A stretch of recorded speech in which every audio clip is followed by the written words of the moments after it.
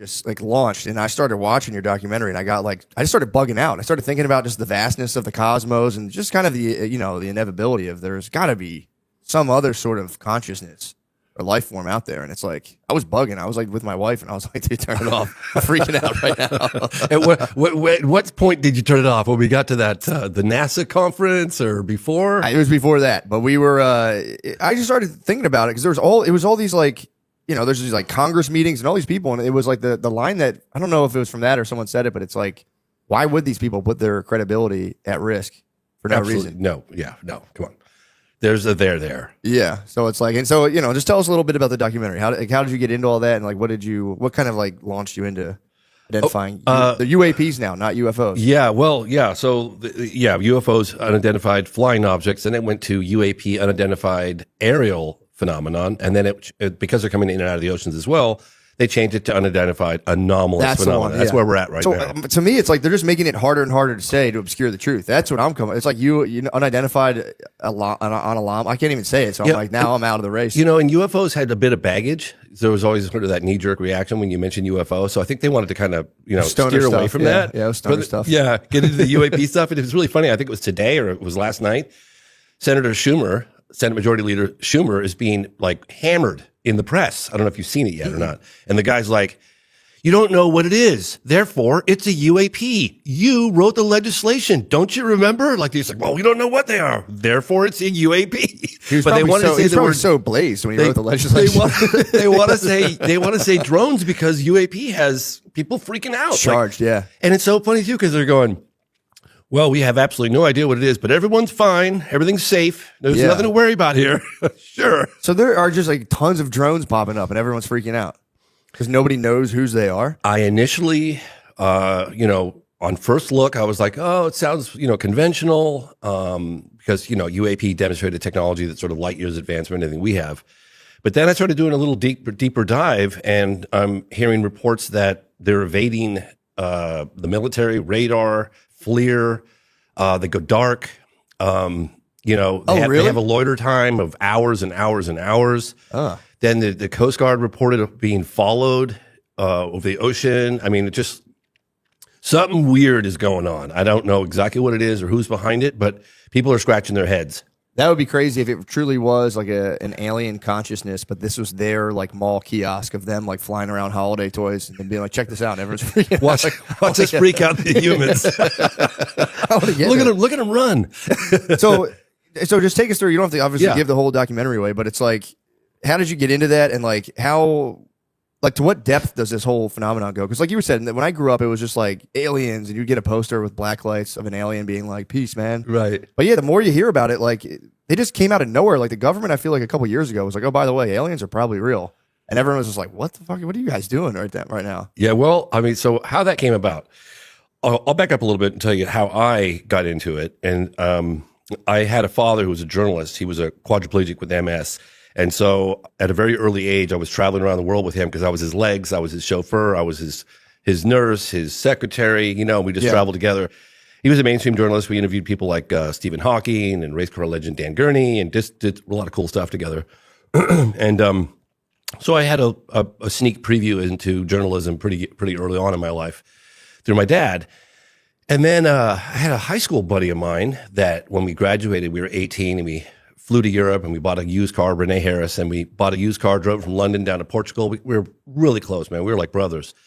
And then we parted ways for like a year or two as things done. He had different things going on, whatever. And then I, reunited with him, and he was suddenly into this whole UFO thing. And I was like, "Oh God, Renee, man." Like I remember thinking, I'm gonna have to cut my best friend loose. Yeah. Like this is really unfortunate, And he was talking about Roswell and UFO crash and alien bodies, and I honestly thought he'd lost his mind. I mean, I really did. Yeah. What year was this roughly? Probably 93. Yeah. Maybe 94, 93. You were looked at as crazy. Oh, Back absolutely. then for it.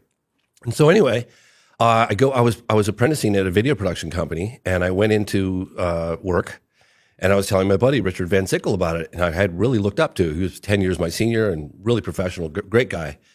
And I was like, "Oh man, my really good friend has like suddenly gone off on the deep end. He's into UFOs and aliens and spaceships that crashed in Roswell." And my buddy Richard looks at me and goes, "You didn't know about Roswell?" I was like, how would I know about Roswell? No, I don't know about Roswell. How would I know about Roswell? He goes, well, the government actually admitted that they did recover a fly. Really?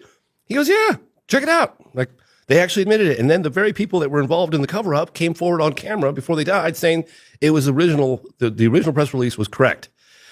So I was like, oh my gosh. I started looking into it. Went to a few conferences, met a few military guys, and I was like, God, maybe there's something going on here. Mm-hmm. And so I told my dad, I was like, I was doing video production at the time, and I was doing PSAs and things of that sort. And I was like, I think I'm going to do a documentary on UFOs. And my dad was like, oh my God, please, son, don't do that. He literally said it's a dead end street. There's nothing to it. You're wasting your life. Please. And not only did he was begging me, he had all of my other members, because I was born in England, of the family, writing me letters saying, your dad is very concerned about you. Oh, you were getting like English letters about it. Don't do it. That'd be a tough. There's like a a scolding. Just like I'm reading Bertrand Russell's autobiography, and there's a lot of like English letters, and they're pretty. Yeah, they'll get you, man. Anyway, a stinging letter. My grandmother used to call me a rapscallion, you hooligan, you skiver, breaking into the house at all hours of the morning. Yeah, she was. So your whole family. So my family's like, please reconsider. Your dad's very concerned, and I just was like, well, I'm of course being a Taurus, I'm a bit stubborn. And I just went all in, and I think it took me about 4 years. And I was at the end of it. I was like, I'm never doing another UFO doc ever again. But I sold it to Discovery Channel. It aired on Learning Channel, and I kind of got the last laugh. And then I got invited to Russia, and because I got invited to Russia, which I ended up going in the late '90s and meeting with generals and cosmonaut Pavel Popovich. And then I got an invitation to meet with Mercury astronaut Gordon Cooper, because I've been trying to get interviews with him on my first doc. And then all of a sudden I was like, well, I guess I'm doing another doc, because I got all these amazing interviews and I went to Russia and stuff. And so I did another one, and that one was called Out of the Blue. And that took me 5 years. Okay. And I finished that and I said, never again. I remember my partner was in a fetal position crying, and his wife's like, you're killing my husband. Like, stop. What was wrong with him? We were pushing each other so hard, so hard to do a good doc, right? Mm-hmm. It's like you just get to the end and I'd been there myself. You're broken. Yeah. And so I was like, well, I guess the documentary's done, because I didn't really feel like it was where it needed to be. But we were all out of steam. We were out of money. I pushed my partner to the brink of death, and his wife was screaming at me. So I was like, all right. So then we sold that to NBC Universal, and it aired as a 2-hour special on the Sci-Fi Channel.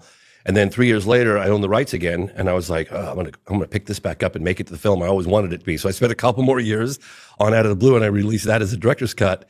And in the process of that, I broke a big story with the governor of Arizona, Fife Symington, who there's a very famous Phoenix Lights case that happened in March 13th, 1997. And the governor poo-pooed it at the time. And then 10 years later, I met up with him. It's like, why did you poo-poo it? You had one of your aides dressed up as an alien. He came and mocked the whole thing, and all your, constituents were upset. And he admitted that he saw it too. So then that happened and exploded in the headlines. What did he see? Oh, he saw the lights. Oh, he saw a craft. He saw a big, all connected boomerang shape. He said it must have been a mile from wingtip to wing across, because it was so big. Why did he poo-poo it though? He said that there was overwhelming fear, like people were just freaking out. Oh. He contacted the local Air Force Base, Luke Air Force Base. He contacted the Pentagon, and they all shrugged their shoulders, according to him, and said, we don't know what the hell that thing was. What? So anyway, I broke that story, and then I got.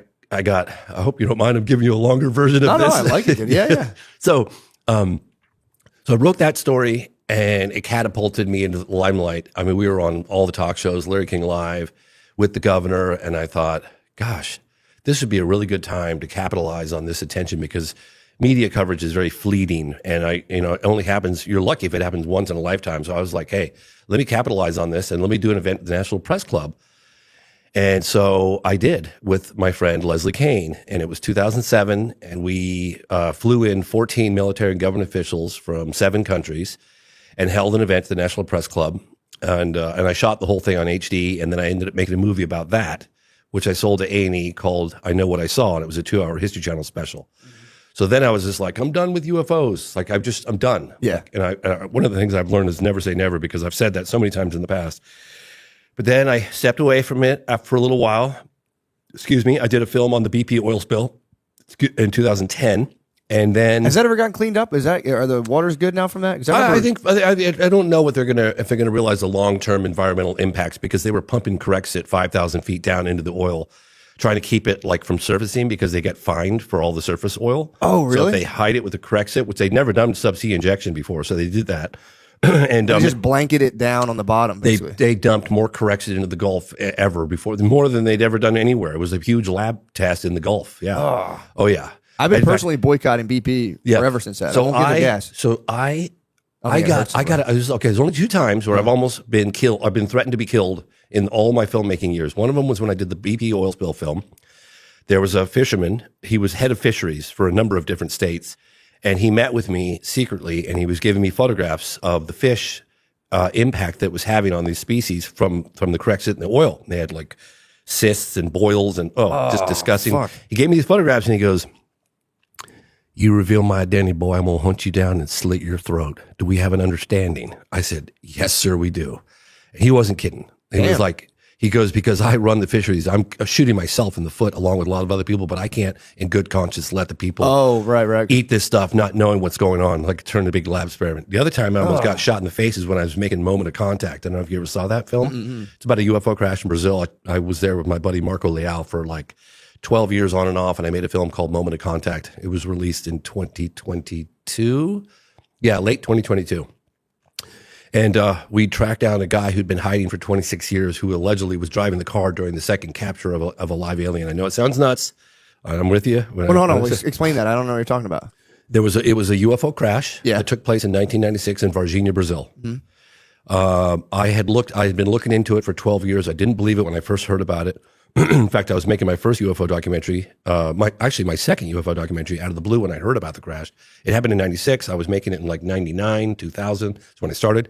I heard about it, but I was like, that's impossible. They don't have a UFO crash and live aliens walking through the town. No way. So I took 10 years before I even, like almost 10 years before I would even, actually, it was over 10 years before I would even look into it. And then I ended up spending about 12 years. But in any case, a UFO was spotted in trouble. It was a cylindrical shape object, like a cigar. It was like a aluminum kind of shape, no wings, no visible means of propulsion. It had, according to the witnesses that I interviewed, and they're all on camera, it had a gash in the back of it and it had sort of a white vapor coming out the backside, and it was definitely in trouble because all the people who claimed to have seen it said it was struggling to stay in the air, and then eventually crashed. 2 days later, in the town of Virginia, just a few miles away, people reported these strange creatures, and then there were 2, according to the authorities and military people, that information that had leaked out, and the researchers locally, 2 or 3 of the creatures were captured, and the second capture was involving a police officer by the name of Marco Cherez, and the driver of that car, Eric Lopes, and Eric Cherez died within a couple of weeks of touching the creature. He manhandled it and took it to the local hospital. He got a weird infection and then died. Damn, dude, Yeah, really? Yeah, it's true. Hey, Do I take no a break alien there? music. Sorry about that. So the only other living witness to that second capture was the driver, Eric Lopes, who's also a police officer.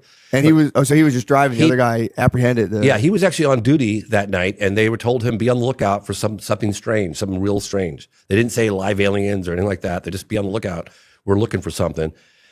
So he calls his buddy, Marco, who was actually off that night, Marco Cherez, and he's like, "Hey, I got this weird assignment tonight. Like they're saying there's something weird on the loose, or I don't know. You want to come with me?" So they team up. He jumps in the car. Off they go. They see it. It ran across the road in front of them, slammed the brakes on.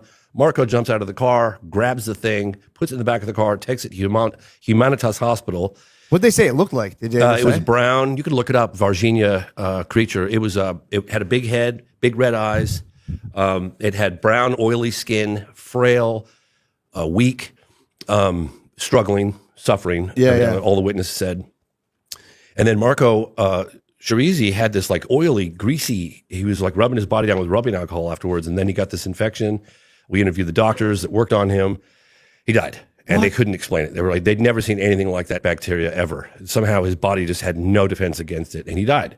So the only living witness to that incident, that particular capture, is Eric Lopes. So The driver. yeah, so I got in touch with the mayor. They actually interviewed the mayor of the town, this guy Verge, and he's like, "Hey, is there anything I can do to help you guys? I believe this happened. I want to get the story out. I think the world needs to know. I was like, yeah, there's something you could do. Could you help me locate this guy, Eric Lopes? He's been MIA for 26 years. What? And he was apparently driving the car. So we go to his house, really spooky, right? The guy's off the beaten path. Go to his house and, that's the creature. That's it. Jesus, man. Yep, that's it. Mm-hmm. Oh, fuck. Yeah, that was witnessed in broad daylight by 3 girls, Valkyria, Liliani, and Katya. 2 of them were sisters. Broad daylight. They got within 10 feet of that creature in broad daylight. Damn. Yeah, it was crazy. So anyway, we get to Eric Lopes' house, and he I don't speak Portuguese, but he was like apparently telling everyone, get the hell out of there, or he's going to start spraying bullets. What? And he said it like 3 or 4 times. And then I looked over at the guy, the translator, and he looked at me. And he was just like this. Eric Lopes was looking out the window right above me, and I was looking at his eyes going, God, that guy's seen something. I don't know, man. He had looked like he was so burdened with something. You could see it in his eyes. I remember I never looked into someone's eyes that had that profound, like he was just burdened with something really Did he look intense. like afraid, or he just looked kind of like just He distant? looked like he'd been shouldering something so profound, so deep, so deeply, profoundly disturbing, and that he couldn't share it with anybody. That's what it looked like. Man. But anyway, it's confused. But anyway, that was a second time. Only 2 times where I actually was like Threatened to be shot. Okay, wow, okay. Yeah, Jesus threatened to be Christ, shot. man. That's crazy. So you didn't even get to talk to the guy. He wouldn't talk. Well, he funny enough, it's really funny actually, because he said, and you could see it in the movie, when we rolled up, he's like, if you're here to talk about the ET, Eric won't talk. And he referred to himself in the third person, which is weird. And then it was like, Eric's not here. And then it's like, I'm going to start shooting right now, bullets out of here. And I kept asking, I didn't know what he was saying. So I kept trying to get a question in, like to my translator. And the translator looking at me like, dude, just chill, And then finally he looked at me like, it's time to go. Like that look, you don't need to speak any language For to sure, get that yeah. look. Yeah. It was like, we're leaving now, period. And I was like, shit, what's man. going on? Anyway, so yeah, that was. What do you think happened to him? You think he got like inhabited or something? Just imagine for a moment if he really was the driver that was involved in the capture of a live alien. Okay, Yeah. I'm not saying believe it or don't believe it, but if it did happen, and then your best friend dies, Yeah. and now the family and the world wants to know what happened, and you can't talk, and because your life has been threatened, right? Yeah. So you have to shoulder that burden for 26 years. Right? Yeah. So if it happened, you can imagine how disturbing that was. And, he's military intelligence, so, he's armed to the teeth, I'm sure. And I would talk to some other fellow Brazilian UFO researchers, Uberajaro Rodrigues, this guy Paccaccini, and he's like, oh, yeah, back in 26 years ago, we wouldn't go near Eric Lopes. I was like, why not? He goes, everybody knew that guy was packing. He was just going to open fire. I was like, well, now you guys tell me. Jesus Christ, I went to the guy's house. I probably almost got shot in the face. That would have sucked so bad. Dude. That would have been a real bummer. Oh, that would have sucked. Yeah. So anyway, coming off the heels of that, I, because I did a film called The Phenomenon, right, which covers the phenomenon from the 40s up to relatively modern day, 2017, 2020, whatever. Yeah. And then the natural progression would have been to go on from The Phenomenon to The Program, which is out now. But I had unfinished business with this alleged UFO crash case. And so I went back to Brazil like a 5th time, and I filmed Moment of Contact, right? And at the very end of it all, and I totally believed it. In fact, I remember taking one of the audio guys, he lived in Rio de Janeiro, and this guy Guy, and he goes, oh yeah, we heard about that story back 26 years ago. Nobody believes it. It's like, kind of like what Roswell, For sure, yeah. Then I took him on all the shoots, and he was like, holy shit, this happened, And I said, yeah, I wouldn't waste 12 years of my time if I didn't. Yeah. So at the last week or so of filming in Brazil, a flight control officer with the Brazilian military, because flight control, fire department, police, they're all connected to the military. He came forward and said, yeah, I saw the United States Air Force plane come in and land in Campinas, and then send Wait, two. what did you say? What? So it was confirmed the United States Air Force was involved with this UFO crash case. Okay. That the United States Air Force flew in to a place called Campinas. And then from Campinas, I know, right? I know, Varginha and Campinas, right? Doesn't get any better than that. Can you believe it? I know. Sorry. I thought my mind was just making tricks. I thought you might have known about this case. I'm sorry. Campinas and Joe Rogan talked about it for a year. Campinas. Yeah. I wish I knew. I know. So there was an alien invasion. Well, so They probably thought it was the best place ever. They're like, dude, we got to go to Campinas, Virginia. Virginia. I know, you can't make this stuff up. I know. Okay, It's so really what funny. happened? So the last time I was there after 12 years of filming on and off, a guy comes forward and he was with flight control with the Brazilian government, military. And he's like, yeah, I was on duty that night and I saw, this is January 20th, 1996, and I saw USAF come in. And I was like, USAF? United States Air Force, USAF. Flight come in and didn't have authorization to land. So he told some folks, like, I can't let this guy land. You need authorization. And then a higher up stepped in the room and said, let him land. Yeah. So he goes, yeah, this thing landed. Then one or two helicopters were unloaded and they were flown to Virginia. They picked up some stuff, came back to the Campinas, loaded it on the plane, and the United States Air Force plane back to the United States. Yeah. So that was when I became aware of the fact that, wow, there probably is a crash retrieval program going on. So when I started doing the program, the film that's out now, it was almost personal for me, right? Because I had no idea. Like, I was on Joe Rogan talking about moment of contact in April of 2023. Well, in July of 2023, the highest level intel officer, David Grush, testified under oath to a bipartisan group of lawmakers that there is a crash retrieval program, and he found it. Damn. Yeah. So so the program kind of covers this unprecedented push for transparency on what the intel agencies really know about the phenomenon, right? What kicked that off? I was curious about that. Like, this is my thing. If things are like top secret, you have these giant kind of like, mechanisms of power controlling and hiding things. I do find it funny that they're like, you swear you're telling the truth, and they're like, that you fucking got me, dude. Yes, I pinky promise. Like, it's a weird system we still do. Yeah, well, it's like, you better tell the truth, and we're like, you got me. So people think that the government suddenly had an epiphany and decided to be more transparent on the UFO phenomenon. That's not what happened. Yeah, I doubt that. Yeah, right. What happened was there were a couple of intel insiders, Christopher Mellon being one of them, former Deputy Assistant Secretary of Defense for Intelligence, along with Lou Elizondo and a handful of others, just small handful, that protested because of excessive secrecy. They found a loophole and walked some evidence from the Pentagon out on the front page of the New York Times, and that happened in December of 2017. Okay. So they can't put the genie back in the bottle, right? Yeah. So more people keep coming forward now, and then Congress started getting wind. They were having behind doors meetings with some of these witnesses, and they were like, ooh, there's a there. Wow. And then they had the first congressional hearing by a guy named Andre Carson, Congressman Andre Carson. That was 2022. That had a hint of a crash retrieval program that was revealed through a memo, the Davis-Wilson memo. Then they had congressional hearings in July of 2023, and that's when it was all out. David Grush said, yeah, we have a crash retrieval program. And then recently, just a month ago, we had more congressional hearings, which I attended. And Lou Elizondo, who ran ATIP, or was one of the members on ATIP, he confessed under oath that there is a crash retrieval program. So they have been going around and scooping these things up. So yes. So what do you say to people who are like, it's just super advanced military technology they're hiding from everybody? Well, if that's the case, that would be an even bigger story because somebody has kept it secret for over 80 years. Yeah, so, true, wow, yeah. Okay, that's cool. Yeah, no, I hear you. These things exhibit a technology that's just so beyond anything that we have in our arsenal. So, and what are the examples of like the technology that we can't really wrap our heads around? So you have objects that can hover without displaying any kind of visible means of propulsion. They can accelerate from a standstill to out of sight in the blink of an eye, right angle turns at high speeds, no sonic boom, no air disturbance, very little noise. Sometimes you'll hear a slight buzzing or humming noise, but that's it within certain proximity, some of the witnesses. And they fly rings around our fastest jets.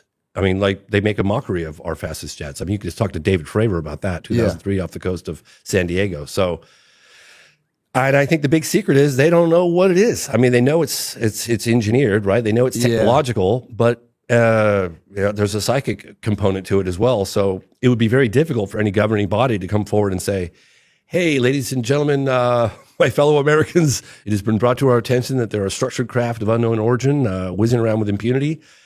They fly rings around our fastest jets, so we don't know who they are, where they come from, and if they turn out to be hostile, we have no visible means of defense against them. Thank you and good night. Yeah, true. Everyone would be like, fuck this. Everyone would be like, no! That's why right now, when they don't know what these drones are, they're calling them drones because drones is a little less scary than UAP, right? So they're calling them drones, but they're saying, you have nothing to fear, and yet we don't know what the hell they are. So that's a little strange, because how could you say what something isn't when you don't know what it is? Yeah, true. Isn't it funny how the people we love most are often the hardest to shop for? Luckily, there's one gift that everyone on your list is sure to enjoy, an Aura digital picture frame. Named #1 by Wirecutter, Aura frames make it incredibly easy to share unlimited photos and videos directly from your phone to the frame. And when you give an Aura frame as a gift, you can personalize and preload it with a thoughtful message and photos using the Aura app, making it an ideal present for long-distance loved ones. It's a gift so special, they'll use it every day. I mean, they want me to talk about the hunt for the perfect gift. Yeah, man, it is hard getting the perfect gift, and there's nothing better and selfless than just, giving a photo of yourself to a person. No, you're giving a photo. I'm joking around. It's the holidays. Everyone's having a tough time. Come on, please don't drop us, dude. All of our corporate sponsors are mad right now. Guys, it is nice that your mother loves you so much, and your father, they just want to see your face. Just give them a picture of you and your brothers, dude, back when you were young and beautiful before you became old and decrepit. Yeah, so, look, I love it. My mom has one. She loves seeing it. Hey, Bill, I'm recording advertisements, dude. I know you broke your leg, but please. Yeah, so very good. Hey, guys, and if that's not personal enough, you can even upload a video message to play on the frame as soon as they plug it in. So the first thing they hear is your voice and how much you love them. Save on the perfect gift by visiting auraframes.com to get $35 off Aura's best-selling Carver mat frames by using promo code MSSP at checkout. That's AURA frames.com, promo code MSSP. This deal is exclusive to listeners, so get yours now in time for the holidays. Terms and conditions apply. This episode is brought to you by BetterHelp. How do you stay cozy during the winter months? For some, wrapping up in a blanket with a mug of hot chocolate or watching a movie with the family is the best way to spend the month of December. Therapy is a great way to bring yourself some comfort that never goes away even when the season changes. I mean, what a beautiful message. Because your family will go away, but you can always do therapy. That is beautiful. If you're thinking of starting therapy, give BetterHelp a try. It's entirely online, designed to be convenient, flexible, and suited to your schedule. Just fill out a brief questionnaire to get matched up with a licensed therapist and switch therapist anytime for no additional charge. Find comfort this December with BetterHelp. Visit BetterHelp.com/MSSP today to get 10% off your first month. That's BetterHelp, HELP.com/MSSP. And guys, it is a holiday times. A lot of people get sad and freak out. Maybe you're an advertiser and you're saying, this ad should have been a fucking minute long. So maybe I'm just wasting time and trying to get to a minute. But guys, it is the holidays. People get sad. I get cheerful. I get full of holiday cheer. I love it. So I'm not sad during the holidays. I like the holidays, but some of you get very sad. So do what you need to do in terms of finding your supports. All right. You know what we all could use a little more of? Getting off asses. I have no problem with that sentence. With bold flavors and a crisp, refreshing kick, Mountain Dew gives you that extra push to get moving and feel like you're on top of the world, a world where the sun is always shining. Your crew's ready for action, and unforgettable adventures are just around the corner. Call out your favorite flavor. I mean, obviously, guys, I'm classic. I'm keeping it cool on this one. My corporate partners were a little upset, so I just want to keep it all business right now. This is a Mountain Dew. Check that out. Some of the verbiage is great tasting, refreshing, and has a citrus kick, which is very nice. Talk about what game/activity you'd play with friends. Honestly, I like to talk about that. I thought I was being pretty open and candid, with my branding partners, talking about what I was doing with my friends, but I don't know if they like my candidness or my candid nature. So I'm just going to say, me and my friends, we drink Mountain Dew, we hype each other up, we watch the game with each other, and then our wives come over, and I'm not going to talk about wife swapping or anything like that with our corporate partners, but we just have a good time, dude. Whatever, man. Just fucking do you, bro. The mountain is calling. You should answer. Grab your friends, grab an ice cold Mountain Dew wherever refreshing beverages are sold, and do the do. Yeah, it is deeply unsettling to be like, because, human beings just have this idea we're kind of like top dog in the universe. Yeah, so it does threaten. I mean, I feel kind of weird. Like, what do you think I have two questions. Yes. What's the telepathic element you're talking about? I'll give you an example. There's examples like this that go on for decades. But David Fravor, the encounter that took place, it's now commonly referred to as the Nimitz case. It was off the coast of San Diego in 2003. And he chased this Tic Tac looking object. It had no wings, no propulsion. It could hover. It was hovering right over the ocean. He could see it down below. There was 2 military jets that saw it. Got 4 people that got visual. Then they picked it up on the radar, and they chased after it. And as they were close, so the object was down just above the ocean surface, and it was darting around kind of like this. And Fravor said he was going to get a closer look at it at whatever altitude he was. So he started spiraling down to get a closer look at it. Jesus. And the Tic Tac object starts spiraling up. So it was mimicking his movement, but backwards. So he's spiraling down, it's spiraling up. And then he decides to kind of do a maneuver and intercept it, like cut it off. He gets right at it. He goes, this is about a quarter of a mile. And he goes, that sounds kind of far away, or half a mile, whatever it is. But in flight, it's very close. Yeah. No rivets, no seams. Like, what is this thing? And then he said it took off. Like, impossible. Like this, it did something that's just not even possible. And then it ended up at their, it's a strategic Latin launch that's like predetermined before. I'm trying to think of the technical name they use for that. But in any case, it just showed up right at that exact tactical spot at their Latin launch. It's like, and he said he had like the hair on the back of his neck stand up straight, because that was like it. But like I'm 5 steps ahead of you guys. Like, yeah, I even know where your Latin launch is, man. Yeah. So, and again, I could give you example after example. For sure. Yeah. No, that makes sense. Just one. That's pretty crazy. Yeah. So what do you think are like the implications on like day-to-day kind of like human thinking and affairs? Say it's just like it's out. It's proven without, any sort of doubt or whatever. It's proven that there is like life forms that just dwarf our kind of technology and understanding of the universe. What do you think that does to human beings? Think that's a good, or you think that'll like spin people out, or maybe make us be a little nicer knowing we have like other life forms watching us? Yeah. I think I always felt that it would be a little scary, right? But that's okay. I mean, reality is reality. It's been going on for a long time. It doesn't seem to be here to hurt us, because others might argue with me on that point, but for the most part, it seems to be a fairly benign. I mean, there are other aspects of the phenomenon that one might argue is a little scary, but whatever. That's a whole nother.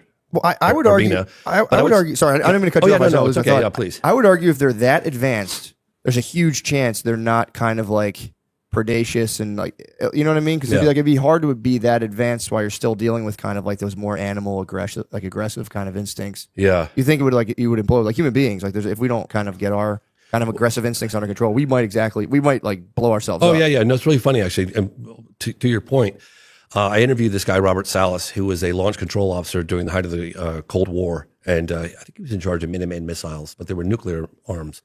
And I'm not sure if it was Minot or anyways, one of these bases housing nuclear weapons, and objects were seen over the base, documented over the base. And then all of their vast majority of nuclear weapons went into a no-go situation. They were just shut off, and they're all independently controlled. I report about it in my film, The Phenomenon. And I talked to Salas about this, and it was funny. I could see why he was a launch control officer, because he's got this demeanor where he's just like super mellow and calm and just measured and just doesn't, he's like, well, James, the message I got from that is almost like taking matches out of the hands of a baby. Maybe you shouldn't be playing with these things. Yeah. And I was like, wow, never thought of it that way. Wow. I never heard of that. So they all just deactivated. Yeah. Oh, there's 50 cases in my film, The Phenomenon. I literally did a deep dive in there with the help of this guy, Robert Hastings, who wrote the book on it. And you'll hear officer after officer after officer about incursions over military bases. They seem to be like some people had put it, like a moth to a flame. Like anytime there's nukes around, the phenomenon kind of just comes around to check it out. Yeah. Wow. Mm-hmm. Damn, that's crazy. Yeah, Senator Harry Reid, former Senate Majority Leader Harry Reid, gave me an interview. I think it was like 2019, and he was the one that started this. One of the key people that started this UFO investigation, ATIP, Advanced Aerospace Threat Identification Program. Before that, it was OSAP. But in any case, I asked him, and it went on for 10 years. It was never meant to go public, but again, people had protested from the inside from excessive secrecy and walked some evidence out of the Pentagon onto the front page of the New York Times. And it went on for 10 years. It was found out in like the end of 2017. It started around 2008, 2007, something like that. Mm-hmm. And I said, what were some of the more astonishing aspects of the phenomenon that you learned during that 10-year Pentagon investigation? And he goes, right away, just like that. He goes, they're interested in our nukes. And I was like, oh, whoa, I'd heard about that a little bit. So we did a whole segment on it within the phenomenon of Wow. That's pretty crazy. Yeah. And there are a lot of incursions going on, military bases all over the place still. So I don't know. I think it's a far more complex issue than one might, gather. Yeah, true. It doesn't have like one easy explanation. I've been doing this 30 years and I don't know what the hell's going on. Yeah, it's one of those things that does. I wish I did. Well, it kind of dwarfs the perceived power of governments, where you're like, the United States, where we have all these missiles, or like the cutting edge of technology, and then you see something that's so much more advanced. If it's really buzzing around, kind of like it makes the government less authoritative almost. So you're kind of like, all right, dude. Like, I thought it would have a unifying effect on all of humanity, quite honestly. I mean, if there's an outside force, I mean, Reagan had talked about it, but he used it more of a threat. But if you have something that's, I think it would unify us. yeah, Excuse me. I remember interviewing Apollo astronaut Edgar Mitchell, and he was Apollo 14, sixth man to walk on the moon, and he said on the way to the moon, he was so caught up in all the data, and he might as well have been a simulator. But coming back, he got to kind of really just look at the Earth and look at and really feel what he was doing. He was hurling through this little tin can through the vastness of space and darkness. And he goes, "You don't know dark until you've been into space. Like it's a vacuum out there." And he goes, "I looked at Earth and I watched it slowly getting bigger and bigger, and all those invisible lines. I didn't see any territories, and I was imagining all the wars that were taking place and all this." And he really felt, not just saw, but felt like humankind as one race, one. You know what I mean? One people kind of thing. And I think that this reality will help accelerate that, in my opinion. I think it's a good thing. We get a lot of people who start being like, they're trying to use this to start up a new world government and blah, blah, blah, blah. And it's like, I don't think they have control of it. I really don't. Yeah, I would argue Someone that. who's investigated all around the world for 30 years. There's no way. I don't think that I think that they're doing what they're doing. True. And it's one of those things where it's like, if there, say for, argument's sake, say there were some just human beings who were so powerful they were engineering these kind of crafts. It's like, well, guess what? They're going to do whatever they want, whatever. Yeah. But yeah, I think that's awesome, man. I think it's pretty cool, and I think it is I don't know. I think it's good for people to have kind of shocks to their system, and I think the UAP kind of like reality of other life forms is a good shock to the system in a way. I mean, if you look at the program, you'll see, refreshingly, you'll see a bipartisan effort. You'll see Democrats and Republicans working together, being civil, and like really trying to get to the bottom of it. And I love that. Yeah. About that. It's uniting Congress and our elected officials. No question about it. You're looking at AOC with Tim Burchett being really kind to each other and calling each other colleagues, and it's very. Yeah, I love that. I think we need more of it. Yeah, because you can get so into your like hometown versus a country. You're like ants on a hill. You're like, this is this huge place. Then you get a cosmic perspective, and you're like, right? Oh, fucking that's nothing. They should send all politicians into space. They should. That'd be awesome. Or just give them a ton of LSD. There you go. Either or. Sure. Is it possible that this is it's us, but an ancient civilization? Like if Elon Musk or Bill Gates, if something happened now, they would just go into their bunkers, and they have huge bunkers, and their civilization would grow for thousands of years. And everybody else on top, we decelerate and we become back to cavemen. And now 12,000 years later, they're finally coming to the surface again. But it's us, just a more advanced civilization that was able to keep going. I've heard that theory, and one of the things that I'm coming to terms with is that all options are on the table as far as I'm concerned. I mean, I've heard interdimensional, I've heard future, coming back from the future. I've heard interplanetary. I've heard they're right here all along, down in our oceans and in specific locations around the world. And I can't say no to any of them. I have to keep all options on the table. And at one point jokingly says, "I'm a huge universe." I said, maybe it's all the above. Maybe it's not just one race. Maybe it's a number of different things.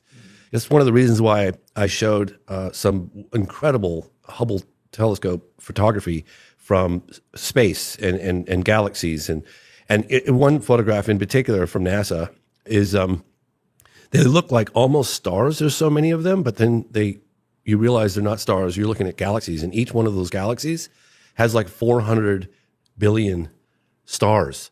Right. And it's like, and you're looking at all these pinpoints of light, and those are all galaxies. And you're thinking, you got to be kidding me. That's just incomprehensibly big. Yeah. Right. It's like, and we're just like, there's more stars. There's 10,000 times more stars than there are grains of sand on all the beaches in the world. It's like 10,000 times. So you can't even wrap your head around it. And it's getting bigger by the day. And now they're talking about multiverses and stuff. It's like, God only knows, man. Like, sometimes it's like, my mind hurts thinking about it. Like I don't know, man. Sometimes when I think about the vastness and like how it keeps going on, and if it's not infinite, then where does it stop? Well, this is the thing that fucks me up. It has to be infinite, because if it were to stop, it can only stop by a sort of border, and there'd have to be something on the other edge of the border. So it has to be by definition infinite. So insane. The universe really is like ruled by like dream logic. That's the only place a thing can be infinite and not infinite is in a dream. Don't get me started, dude. I was freaking out in the Uber last night. It blows my mind. Seriously. I'm just like, But you know what I'm talking about, though? It has to be infinite, because if it were finite, there'd be a bordering edge, and there'd have to be some physical thing on. You can't have something that borders that doesn't have another side of it. So it can't be It has to be infinite, otherwise. I remember one time thinking to myself, like, I have no idea why I'm here. What the hell's going on? I do that every day. I don't think we're here to hate each other. Yeah, That's one thing I feel like, come on. yeah. Well, it doesn't feel good in your body. That's what I've been doing. It's like people say, like, this is crazy. It's all airy fairy talk. It's like, well, dude, if you like just assume we're these kind of like struggling animals with nothing other than animal instincts, and our whole sense of consciousness is like, just wafting off these. It's just like this nonsense that's wafting off our instincts. It's like, to take that worldview it literally hurts your body. Yeah. So it's like, I agree with you. Right. I Right. think if you kind of open yourself up to like the kind of cosmic scale, becoming basically a cosmic patriot rather than your country, or people will be mad at me for that. Like, ooh, but you can like your country, but also be like, I'm also a citizen of the universe. Just Absolutely. Opening yourself up to that scale feels good. I remember asking Edgar Mitchell. It was really funny because we're in the middle talking about UFOs, and he like kind of grew up in Roswell, the surrounding areas. And so he knew all the ranchers from back in the late 40s, early 50s, actually even earlier than that. And I was like, God, I'm so sorry to ask this question of you, because I'm sure you get asked this all the time. What was it like to go to the moon? And he's like, well, James, if you'd like, I'll tell you, and so I got such a detailed description of what it was like, right down to when they landed on the lunar surface. They were hearing these meteorites pelting the skin of their craft, and they've been up basically for 3 days. And NASA's like, you guys need to go to sleep, and they were like, oh no, man, I want to. They tried to go to sleep, and then they were too excited. They were like, told NASA, we're overriding your recommendations. We're putting our suits on. We're going. Wait, so they were up for 3 days straight, and they were just like, Yeah, oh, they couldn't sleep. They were on the lunar surface, and he said they put their suits on, and they went out there, and he's walking around the lunar surface, and he says he sees off in the distance this blue marble. I love sharing this story because it's so crazy. This blue marble suddenly rise. It was an Earthrise from the moon, and he said there it was, this oasis of life, suspended in the darkness of space, the vacuum of space, such a hostile environment around it, right? And there it rose, and he had these big gloves on.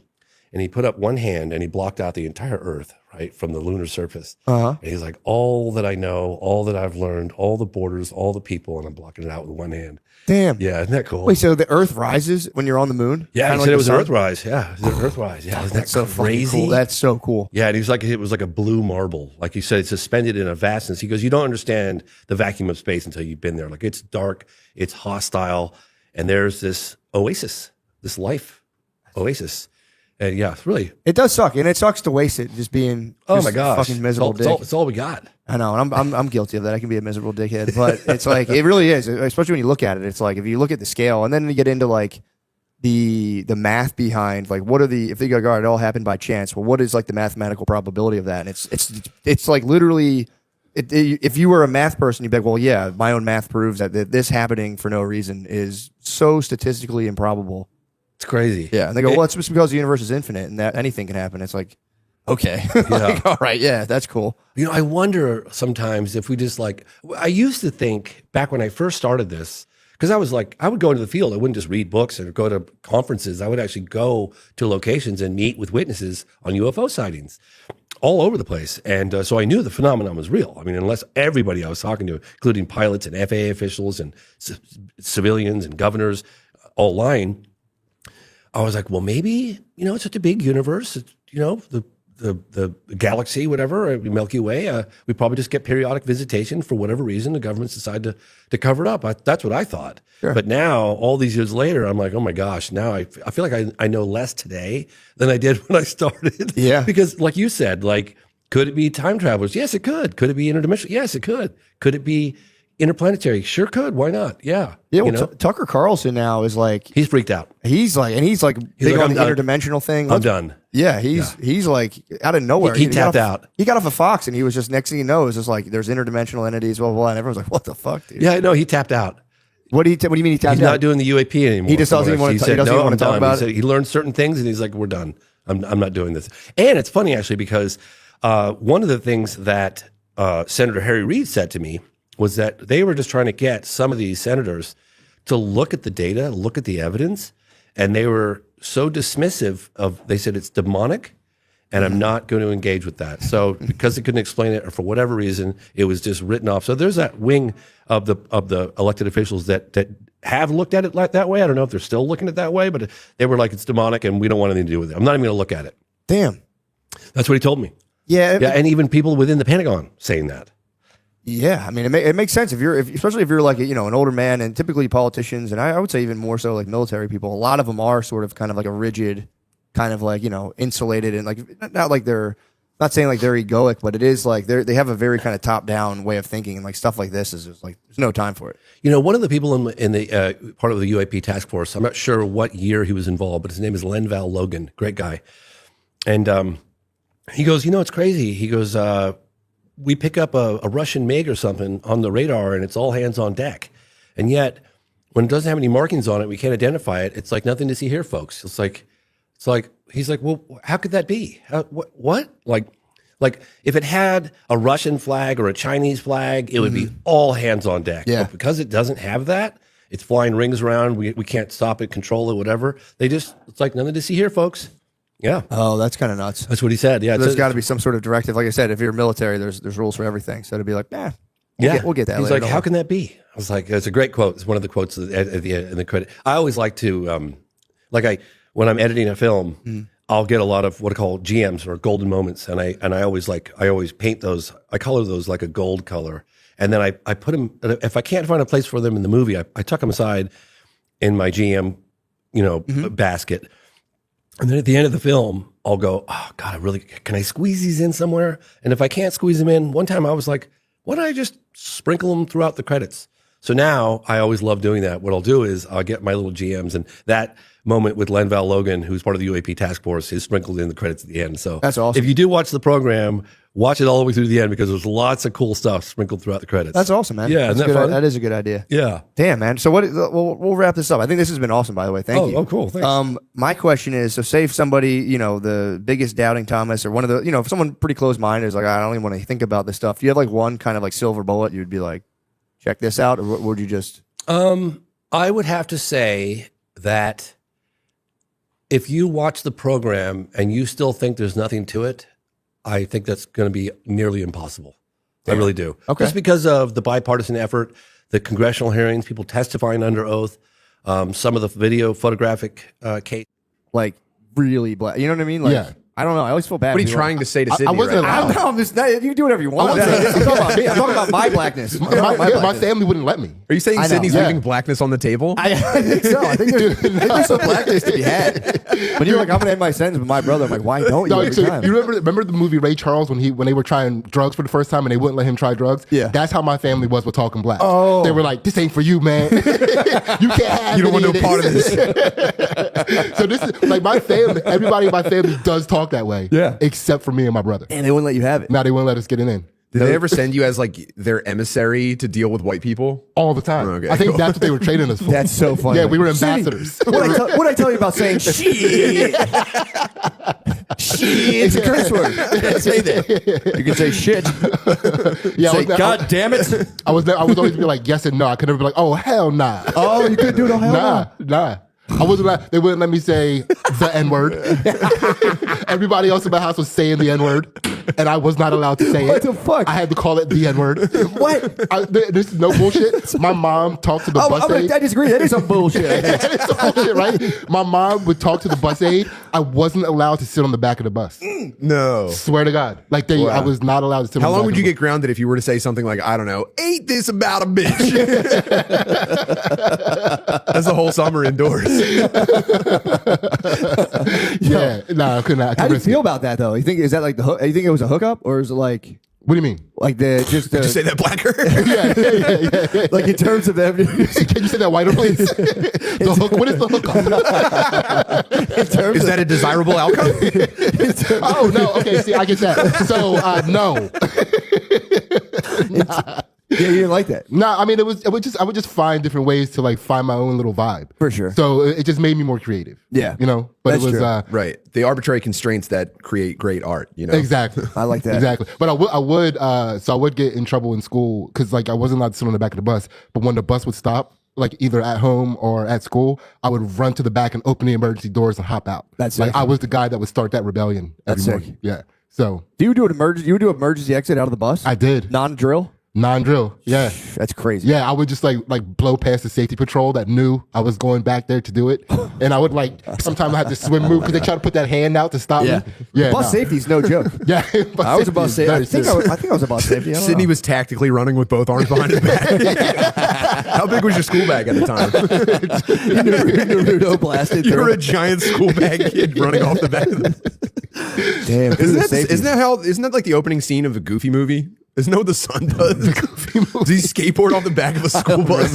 Yeah, that's pretty sick though. Goofy freaks me out too much. I tried watching the Goofy movie with my kids, and I was like, let's watch something else. It's too Yeah. silly. And then it's like Goofy's nice, but then like the evil Goofies, those like other guys, I don't like. I don't know. I just don't like the sight of those. The guys. Goofy Goon Squad. Yeah. I don't like those guys. They make you uncomfortable. They make me slightly Yeah. uncomfortable. Goofy's he's too about the bullshit, and He's all about the bullshit. You're too structured. Look at you. Way too You Yeah. can't handle Goofy. I can't handle Goofy. Yeah. The bad guys in that are actually like the good guys for you. They're trying to straighten Goofy out. Yeah, man. Knock off his bullshit. Yeah. Can't. I don't They're like about it. I don't know business. why. I see like Yeah. it's just aesthetic. I don't like Ren and Stimpy. I never liked that You don't show. like Ren and Stimpy? No, when I was little, it was just grotesque. Man, I'd you watch seem it. like a Ren and Stimpy kid. I wasn't allowed to watch it. That was the thing. That's what my parents held back from me. They were like, Yeah. no Ren and Stimpy. That's good because Ren and Stimpy, I think, is spaz energy that you don't need. I didn't do it. Yeah. I would catch it sometimes. I would Your sneak parents are down. like, "This is too white, man." Yeah. I told you they did inadvertently do that. They blocked MTV and they just left BET. They didn't know it existed. So that's all. That was the only music channel I They had. cattle shooted you. It was probably the right thing. You know, the dude that created Ren and Stimpy was. Oh yeah. He was a little, Pedo ass. Yeah, he was a little active. Yeah, I just don't like the bulging eyeballs and like I just when I was being a kid being like, fuck, Yeah. this show is like bugging me out. That was probably the most powerful I felt as a child when they were doing extreme Ren and Stimpy close up. I was like, I'm tapped into the source. I know what's up. I hate it. I've been hated. I've been dabbling in animation right now, and I've always told the animators like none of that Ren and Stimpy bullshit, that bro. I don't gross want the stuff. grotesque close-ups. I want everyone to look very shiny. My mom's Yeah. gonna get furious if she sees that. Yeah, it was cringy for me. I would sometimes look away. Yeah, Yeah, I couldn't handle it. yeah. But turn on Hanging with Mr. Cooper Oh, now. man. I think my entire highlight reel of like childhood joy was just like a veiny face with bulging eyeballs and like a sound effect. I was like, Yeah. Yeah. That's all that ran through my head, man. Dude, funny you bring up Hanging with Mr. Cooper. That was always my biggest, one of the reasons I always accepted my plight for how my family wouldn't let me talk is I was afraid of sounding like Hanging with Mr. Cooper. Really? Like, cause he was like a dude that like talked black but sounded like he shouldn't. Yeah, I can see that. Do you know what I mean? Like that was my biggest fear. I thought he was cool. I was watching him, just being like, Mr. Cooper's pretty. I thought he was pretty cool. Yeah, he's like a giant black You know nerd ahead of Urkel- his time. Yeah, I thought he was cool. I guess I was benchmarking. he was- Urkel set a hard That was white benchmark. cool. He was Yeah, white cool. True. Yeah, Yeah. He did. But I read a thing recently with Urkel. He gave like an interview about how he says that he's not included in the pantheon of black entertainment as Urkel. Yeah. I don't know. He was like, Stefan though. not even Stefan. Not even Stefan. People weren't buying it. People were like, go Yeah. back to the nerd character. But no, he was saying like if they say the all-time great black shows, it's like Martin, blah, blah, blah. And he was like, no one mentions Family Matters. That's wild. Because the Cosby Show gets mentioned. And he tried to say it was because of like, I don't know. He was like, it was because of the like family vibe. But yeah, the Cosby Show gets mentioned all the time. Yeah, way more family vibe. Way than Family more. Matters. Sure. Yeah, it is Yeah. way more family vibe. Yeah, I don't know. He's bullshitting then. Yeah. But he is, I don't know. I feel like, I know white people loved Family Matters. Yeah. Did black people not like watching the Black Nerd or like, No, I think Family Matters was like the palatable white version of the sitcom Rock. You remember that? He was a garbage man, and he no, lived in the hood. Chris Rock? No. He was like a fat black actor. I don't remember his name, but he was a garbage man that lived in the hood. Face on Love? Nah. He was on every show. Yeah, he was on every show. But they would deal with like hood issues, but from a standpoint of a family that was trying to raise a good family in the hood. So he had to like fight drug dealers and shit because his drug dealers were trying to get his son to sell drugs. Yeah. And he invited the drug dealer over and like try to fight him in his house, and his wife had to break him up. This is called Rock? Yeah, ROC. Do you remember This, ROC, this wasn't baby? called Kang of Queens. that must have been before my time. Dude, that was a black deep cut. Was it really? I was around the same time as Family Matters. I knew Three's Company was like black people love that show. Dude, Jack Tripper. Yeah, you be tripping, dog. Jack be tripping. I've never seen that either. When I worked for the labor union, I was constantly just hearing about Jack Tripper. Yeah. Because I lived with my ex-wife and her mother, and they'd be like, Jack Tripper, damn, bro. Yeah, you're fucking dog. Jack Tripper. That was a like, wild ball. No, I'm not. I looked it up, and I was like, God damn, that's a It was terrible also a situation. psyop to get the black community to accept acting gay. Was Jack Tripper gay? He had to act gay because he wasn't allowed to live in the house that he lived in with those ladies Yeah. unless he was gay. Oh, he was a fake gay right. guy. Yeah, that was a big plot point of that show. Damn. So, but he never did gay stuff in the show. Not so that was a big comedic device because he would like bring women over and date women, and then the landlord would come up while he had a date over, and he had to like act straight with the date and then gay in front of the landlord. Fucking hilarious. Yeah. It's never ending. You can watch a guy You pretend can get to be gay. 100 episodes out of it. yeah. So that was like basically how like the welfare state. You know, you couldn't have a black dad in the house, but then he actually did live there. Yeah. That was Jack Tripper. Okay. Like it was like the gay welfare state. Yeah, he wasn't supposed to be in there. Yeah. Yeah, that is funny too. That was like a show, a compelling plot to be like, you can't live in here with 2 women by yourselves. Yeah. Only in, what was that, like 1990, No, that was much earlier. 80s? Had to be 80s. It's crazy. 70s though. even. Like a landlord doesn't want you living by yourself with 2 women. As you shouldn't. Yeah, that would be totally. Did you hear about the improper. lady who had sex with 100 men? The OnlyFans lady? Yeah. She made a She made a documentary. Yeah, did you see Cried at the end? Yeah, tears welling up in her eyes. Well, here's the thing: you never get to see the end of that. You know, it's like if you see that kind of thing, you're like, oh, you never get to see like the real kind of. But they the were like final act. Where they which like is them cry for crying. like the same tears that you get from No, winning she's a being very championship. brave. She was trying to No. like Yeah. be very powerful and brave and just be like, yeah, and it's just it's just like kind of intense. And their It's voice just- well, starts she quivering. was like, it's not for me, but I could see it being for other. I'm not saying no one can do this. Apparently, inside the room, the production were gagging because like the smell of cum was so, like there was so much cum that it was like I've never thought about that. That's disgusting. Dude. I'll be honest. Like, look, do what you want, but like having that 100, No, dude, you're 100, knee deep in the cum cistern. 100 cum, dude, 100 cum, 100 loads, Did they all 100 loads. and like. Did they all nut? Sounds Because like she was. some of I them- saw her saying in the Twitter clip that some of the guys were like she was cutting them off after like 2 minutes. He's like, it said 5 in the DM, and she was just like, yeah, come on, you got to go, Come man. on, get out of here. So I some of gotta the get- guys didn't come. I'm assuming. Man, they probably pulled Hold off on, to the side. those are the and real finished. victims here. You're like guy 45. Some guys probably just enjoy. You're guy 45 and you just get to like wet your pen. And be like, all right, get out of here. That's nuts. You feel Yeah. the breeze on your wet penis as you're walking back to put your shorts on. That would be funny, just mashing your half-hard bird into this lady for 2 minutes. And be like, what Yeah. the fuck am I doing? Yeah. Yeah, that's pretty Yeah, wild. nobody talks about the 100 Let's guys. examine the road that led me here. Yeah, no one talks about how the 100 guys are equally as problematic. Yeah. As a lady. Do you think obviously being anywhere in the 90s would suck, but I think being guy 100 would probably rule. You're I there think when so. they like pop the confetti. They're trying to like cheer like you did it, you're so good. Your dick gets to like break through a little tape. Yeah, that's guy 100 is crazy. There's got to be a guy who, Dumping water on itself. there's got to be a guy who calls Gatorade that. on your dick. Someone has to call that. There's got to be a guy walking in, like flicks a cigarette on the ground. He's like, I'll go last. I'm going back to I clean up. always go last.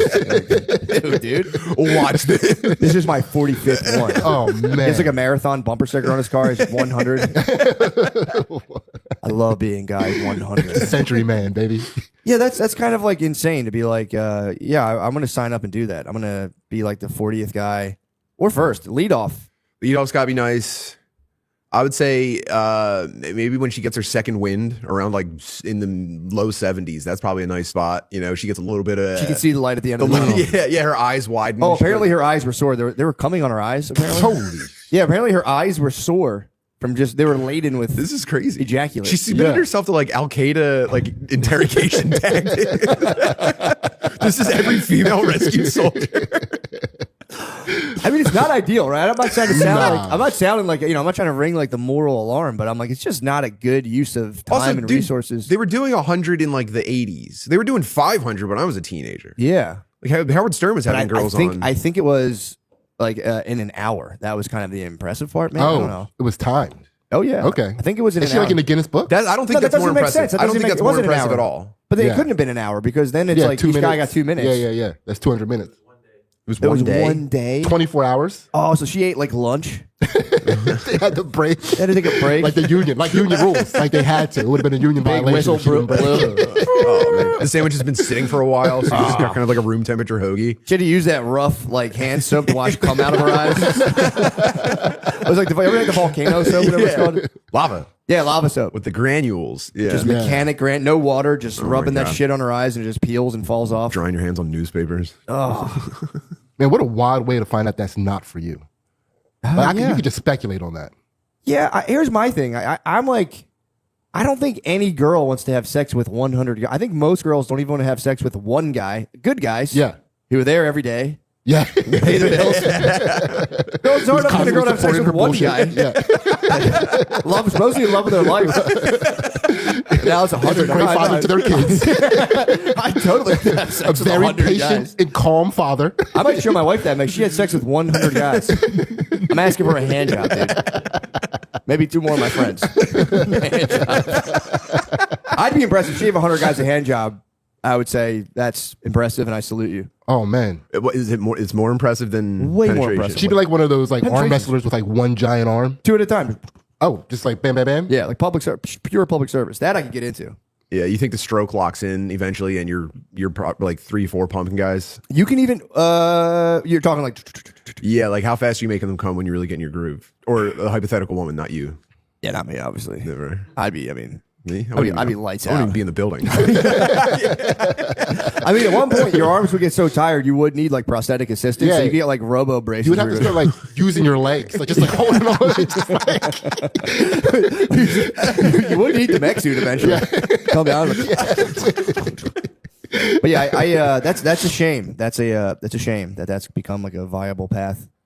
yeah. Is it Kick-ass. viable? What's No, the end but game? popping. We all know about OnlyFans is like I've heard it's like it's not that crazy for a young woman, a college age woman, to be like, yeah, we'll start an OnlyFans, kick some money up on the side. Yeah. That's got to be fun floating it out there to your like existing, like when you start promoting it and it's just like people they're just like you flipping the coin on whether they'll check it out, Yeah, That's got to be Yeah. uncomfortable Yeah, territory. making flyers for that would be pretty fun. True. Popping 100 up there. barking, Yeah, just yeah. barking outside. Well, you're doing the Yeah. softcore on Instagram and just be like, check out, go to my link tree, Yeah, oh boys, before it really catches on.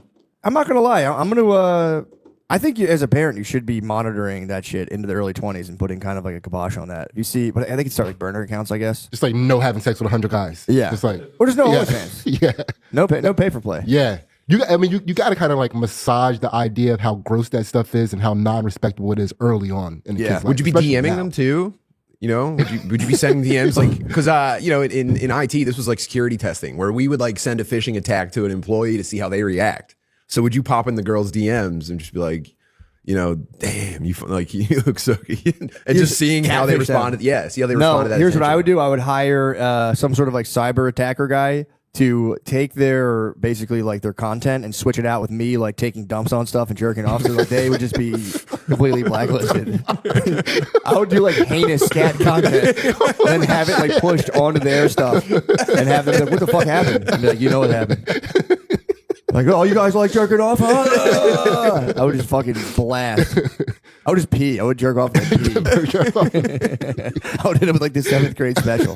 Yeah, you fucking sicko creeps like this shit? That's somebody's daughter. Just throw up. You guys make me fucking sick. Oh, fuck, I'm coming.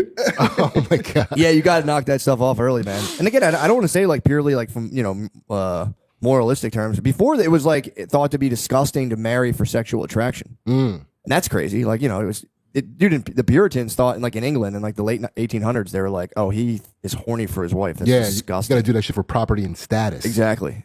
It was just upholding the state. You would just have to. pervert. A man and a woman would just like be like, fuck. Damn, would you get in trouble if you like smacked your wife's cheeks? Oh, it was unheard of. It was crazy. Really? Yeah. Yeah. Oh man, Yeah, I read they'd be so pissed. Like if she walked by and you were like, damn. oh, bro, yeah, it's over. You had to basically ignore each other. The more you ignored each other, the better. So you're dancing around the campfire to the violin music, and you're grabbing your wife's tush, and the entire village just turns on you and shreds you. They rip you apart. They would just be kind of like very, very lowbrow. You guys should be just there, just totally. Keep an eye on his crops. Dude, the sexual If that's what he's tension. getting up to around here, who knows what's going on? Well, I think that was more like the aristocrats. I think if you were like they had like apparently they thought back then it was bad to give like the English aristocracy thought that it was bad for children to eat fruit. So the guy who's that mathematician guy, Bertrand Russell. I read some of his. Would have autobi- never guessed that in a million Bertrand years. Russell. That is who's that mathematician guy? Remember Bertrand Russell? He wrote Principia No. Mathematica. Him and Whitehead. All right. What are you doing, Matt? You can't. Don't get me high and then Yeah. do this conversationally. Are you trying to humiliate me, my brother? He wrote Principia Mathematica with Whitehead. They were the guys who wrote a math book where like I think like 60 pages explain 1 + 1. He was on some like high level Terrence nerd Howard. bullshit. Yeah, but he claimed, well, he was 1x1. He was claiming they did like 1+1 because they wanted math What did they think that equals to? 2, but they Okay. wanted to be able to prove it because math. Here's the problem with math: it's funded. They want it to be purely like logical, but math is founded on axioms that are unprovable, and that pissed them off. They're like, "This I can't fucking stand that either. Sucks, Yeah. dude. Yeah. Yeah, we want it's this shit to horrific. be. Yeah, we want this to be like perfectly logical, no faith, because they were like, they're big atheist types. They They're hit like, with the 1+1s. yeah, they're like, Yeah. 1+1 is 2, but we're going to show you exactly why without, and people are like, right on. Man, But my whole point was he wasn't allowed to have apples when he was younger. you're spinning me out because I recently I got into like a high tailspin about not knowing anything about math, yeah. and so Welcome to my world. I don't know. really because I only know now deep I'm theory. fixated on like learning something about it. That's what are Where you you at? learning? Where you I at so think far? I'm going to start with geometry. Well, I started with an introduction to geometry video on YouTube. Nice. Okay. Well, it was a shaky start. Really? Yeah, because that's where the proofs are. No, I was good at thinking- geometry. I'm terrible at algebra, like borderline. But it's all the same to borderline. me. You know what? Yeah, man. geometric proofs though. When geometry gets into the proofs, I'm out. I knew him, dude. I don't know how Yeah. I knew him. I might be the son of Pythagoras, dude. They would ask me answer like questions of the proofs, and I'd be like, "Oh, it's that," and I just fucking knew it was weird. Like how some people got that Genghis Khan blood. You got I think that so. I might have Pythagoras blood Pythagoras. in you? I- Enough. I got like a B in geometry without really trying, and the proofs were like weirdly self-evident. Oh, I tried hard. But algebra, terrible. I'm not That's looking me. forward to algebra. Algebra. You're good at That's me. algebra. Yeah. Yeah. I started this geometry video and I figured, here's what I was thinking. I'm going to click on this. They're going to go, hey, welcome back to learning math as an adult. Yeah. I thought they were going to give me like maybe circle and square. They're going to go, all right, circle and square. Let's start with like maybe pentagon, maybe trapezoid, maybe that kind of shape. Bro, they started with lines. I was like, oh, I forgot all about lines. I forgot all about not shapes at all, dude. I forgot about rays and segments. Oh, man. I'm so fucked. Take your infinite. points. What? Oh Points and yeah. lines? Oh yeah. Oh yeah. Oh yeah. And so yeah, I'm really worried I'm going to fail this YouTube and math test. Just don't tell anyone. You've been telling your I'm family. going to cram the night before. Yeah. Stay up all night.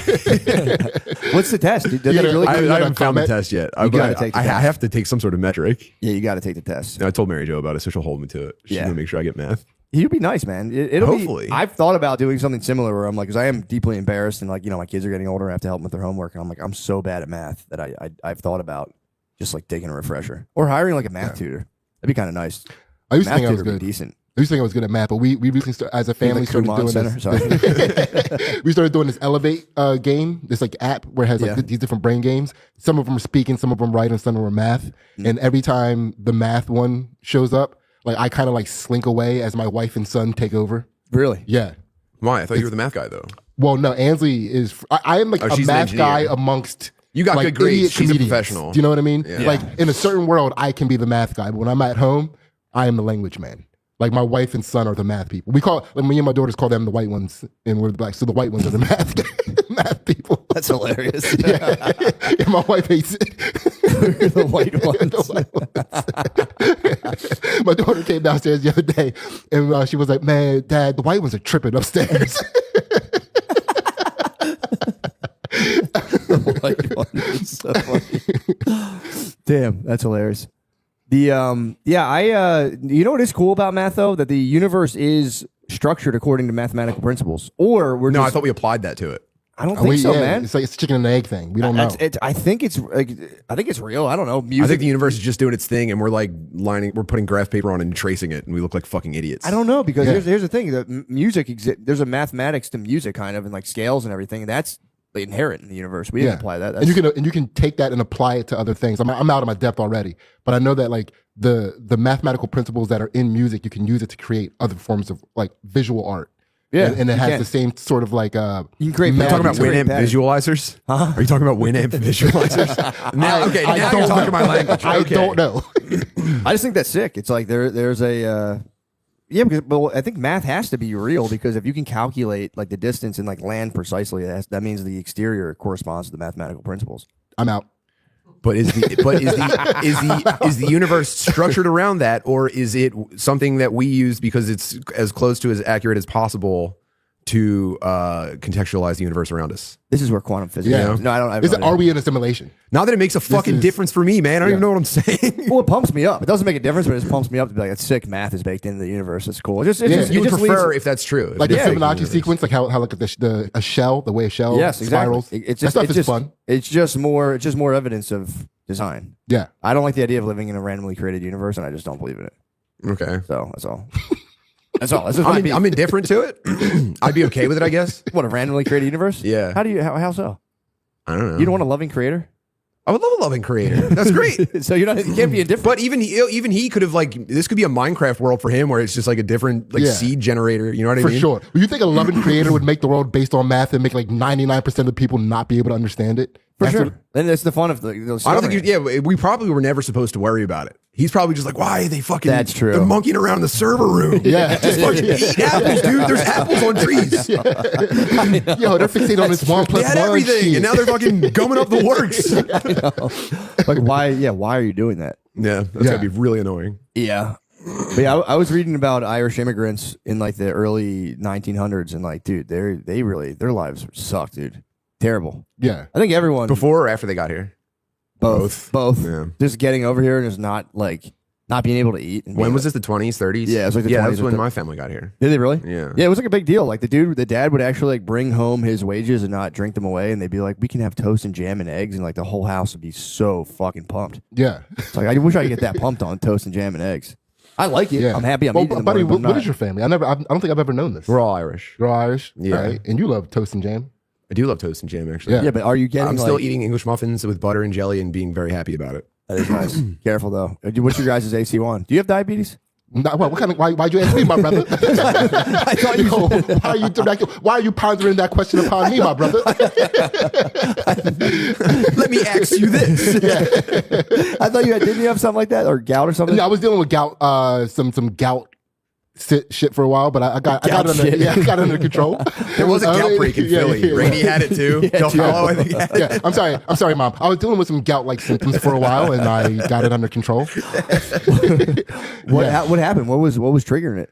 I mean, I crush donuts like every night. Well, that do gout, but not. So I'm like so mystified by this because the A1C is when that's like the diabetes stuff. Yeah, That's the percentage of your blood cells that are coated in a delicious frosting. yeah. Mine are at 5.7%.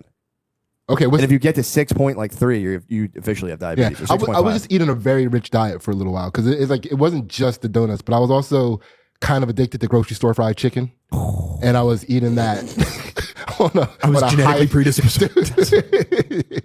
Dude, I was like crushing it in my car and like eating a whole thing before I got home, so like I could throw it away. Yeah, so yeah. my wife was starting to get a little worried. Yeah. About how much grocery store fried chicken I was eating. Really? Yeah, it was What do a you think? thing. What do you think? I go through these things as well. But what do you think? Kind of like pushes you into these like obsessive kind of like eating things. I knew it was a grocery store sheet cake for a while. Yeah, That was a phase. That was a bad That's one. So crazy. I too. escaped that one with no real symptoms of anything. But have you checked your A1C? That's my question. Nah. I want all my friends to get their A1C checked because you don't know. Nobody knows. Do you have a place we can go after this? Yeah, Quest Diagnostics. We can just go fucking Nah, get our man. A1C checked right now. I feel like that's the problem. Like once you're black and find out you have diabetes, it all goes downhill. no, you can turn it around. It's like easily That's why I just turn it around. Every time I feel like things are getting out of hand, I just turn it around. true. I don't need to. I'm not fucking with numbers. I'm not a math guy, man. True. I just Well, turn it I'm around. telling you, look, guys, I just wanted you guys to not have diabetes, dude. I couldn't believe I was pre-diabetic. I for real was like blown away. I don't Pre-diabetic. even, honestly, I don't even believe in diabetes. You say Word. that. It's a psyop. It's definitely not. I guess. It leads to like every it fucking destroys you. I guess.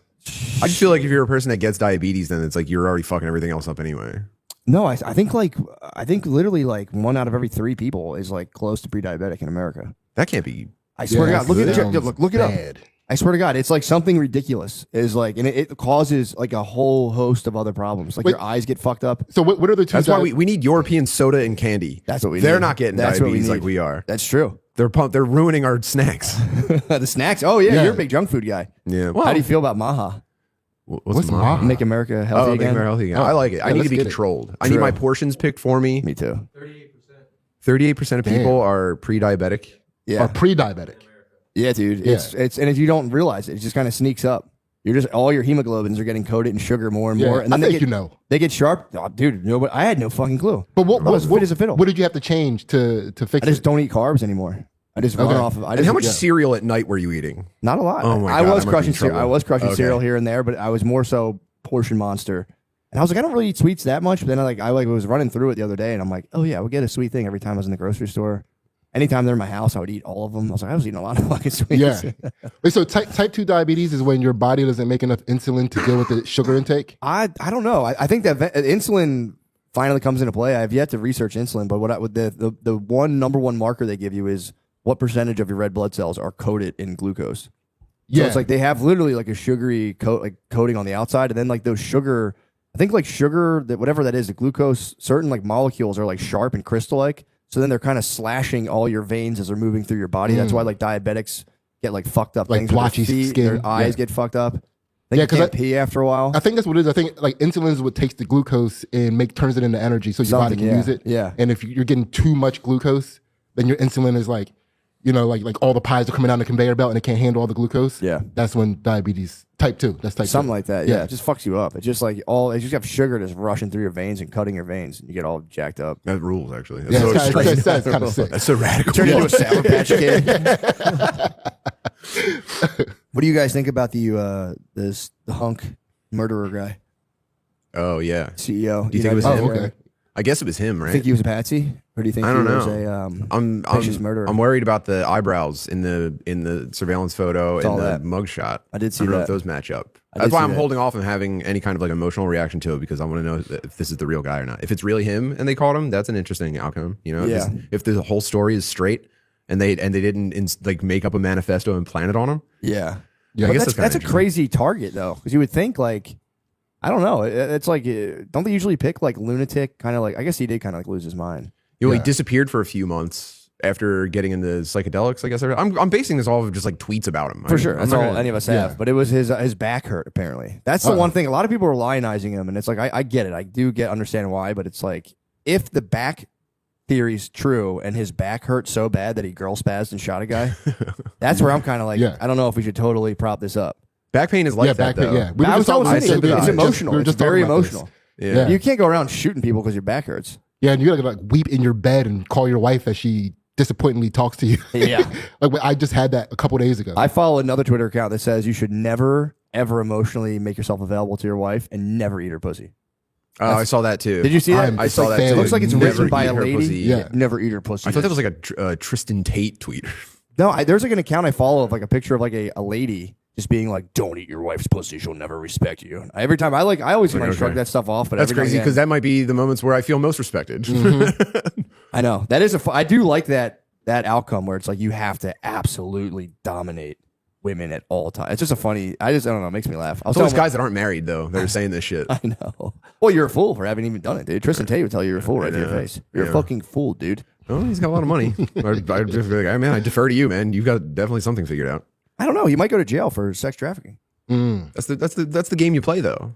True. You know, yeah, you got to Yeah, put your either- money down if you want to get in. Yeah, either get a wife or sex traffic. That's the move. that's a hard penalty right there because like you're getting so much pussy that you're like busting it in. That's sex trafficking. Yeah. Like anytime you transport pussy across state lines. Well, you have to mislead them. That's the key. You can move all the pussy you want in the world, but if you trick them, so yeah, dude, that's all I ever did to get pussy. Like, yeah, come over and chill. No, This we're is just gonna true. hang out and watch. this is true. It is. You know, You ever see The Office? that is a slippery slope. You have to trick them and move them across state lines. That's trafficking. You can prove it was a nasty trick. What percentage of consensual sex do you think is trick? Like 95. I would say, yeah. I would say 90. At least initially. Dude, we've been together for 25 years. Still to this day, I feel like I have to trick her to have sex. Really? Yeah. What's the number one trick? What would you say like you do? He paints a big tunnel on the wall and she runs into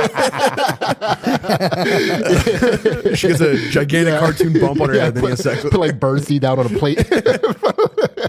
I've learned that I have like one. I was like talking to my wife about this yesterday. We went for a nice walk and we were just talking about her monthly cycle and and she was explaining to me. She's like, "Yeah, I'm like fuck the week before my period.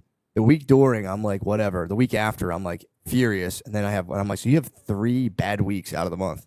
She's like, yeah, but then I'm really horny on that 4th week. I'm like, yeah, it's so sick. Yeah, let's go. And we have just like one glorious week Yeah. per month, and it's so tight, dude. Yeah, I'm mostly So like so juicy for me and nice to me. most of my trickery like involves trying to make her think that I'm not constantly thinking about banging, Yeah. banging. and nice. then she can eventually she's My- like, he's been good. Yeah, true. Yeah. It builds up. My thing is, I'll be like, I don't even want to have sex. I just want to like feel your body. Let's just cuddle for a while naked. And you go, ooh, what's that? Ooh. Skin to skin? Yeah. I'm a big skin to Little skin. skin to skin, Yeah. and then naturally you're like, Yeah, that's it's already that's rubbing against you anyway. A large part about dubious tactics is Yeah. skin to skin. let's just kiss. I just want to kiss you Yeah. so bad. Hey, can I just like nestle my face on your face? That's all I want to do. But I Just think feel I you. think the rules don't apply to wives. Like your wife can be just like blacked out drunk, and it's like any judge would be like, "Take what's yours, sir. It's your property, sir." I think they made some progress on that during the Me Too movement. I think there was a lot of like Not for marital- wives, just for students. I think dude, if your wife's drunk, students. that's the I don't know. universe. That's I've just been- the universe. I've been bro. seeing a healthy number of like, am I the asshole on Reddit? Where it's like, I accused my husband of sexual assault because he took me when I was blacked out or something. But like that. usually the woman comes home hammered and is like, I'm feeling horny. And it's like, you're not going to be like, get off me, you drunk bitch. You're going to be like, all right, I'll have sex. Stop sucking my dick. Fine, I guess I'll have sex with you right now. Yeah. While your inhibitions are lowered and I can touch your butthole and stuff. But yeah, if she's like passed out, don't be a pig. You know? Sure. You can, Let her rest, man. She had a long day. get a long day, let her rest, and then guilt her in the morning and be like, we're supposed to have sex. Kinda left me yesterday. hanging last night." Someone was too drunk. It is, dude, I don't like when women are drunk, to be honest. No, not at all. You don't like their behavior. I just don't like it, man. I don't like it. My grandfather was right. He told me when I was a young man, he says, nothing worse than a drunk woman. I tend to agree. It's a fucking liability. They're a hazard. Yeah, A drunk woman is genuinely a hazard. they're out Drunk of control. They already have to be monitored at all times. Like I feel like most women should be walking around wearing a helmet at all times. Women helmets would be nice. Yeah, it'd be pretty sick. Women helmets, just general padding. Dude, they they- step on. Ow! They bump their heads prevent so that. much. Ow! Yeah, true. They get hurt. Women Yeah, they get hurt. Yeah, they're all the time. constantly bumping their You have to heads. stop them from walking off the cliffs and shit. They're like building structures around them as they walk through life. Nothing worse, dude.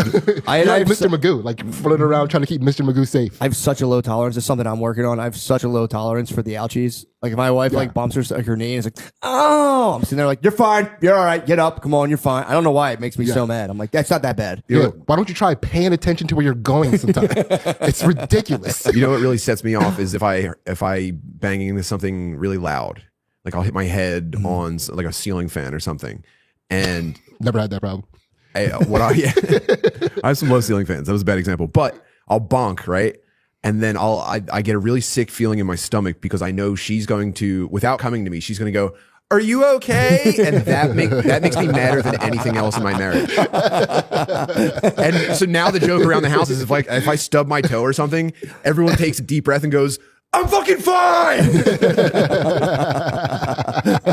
It's the worst. Are you okay? Shut the fuck up. Yeah. My shit is throbbing right now.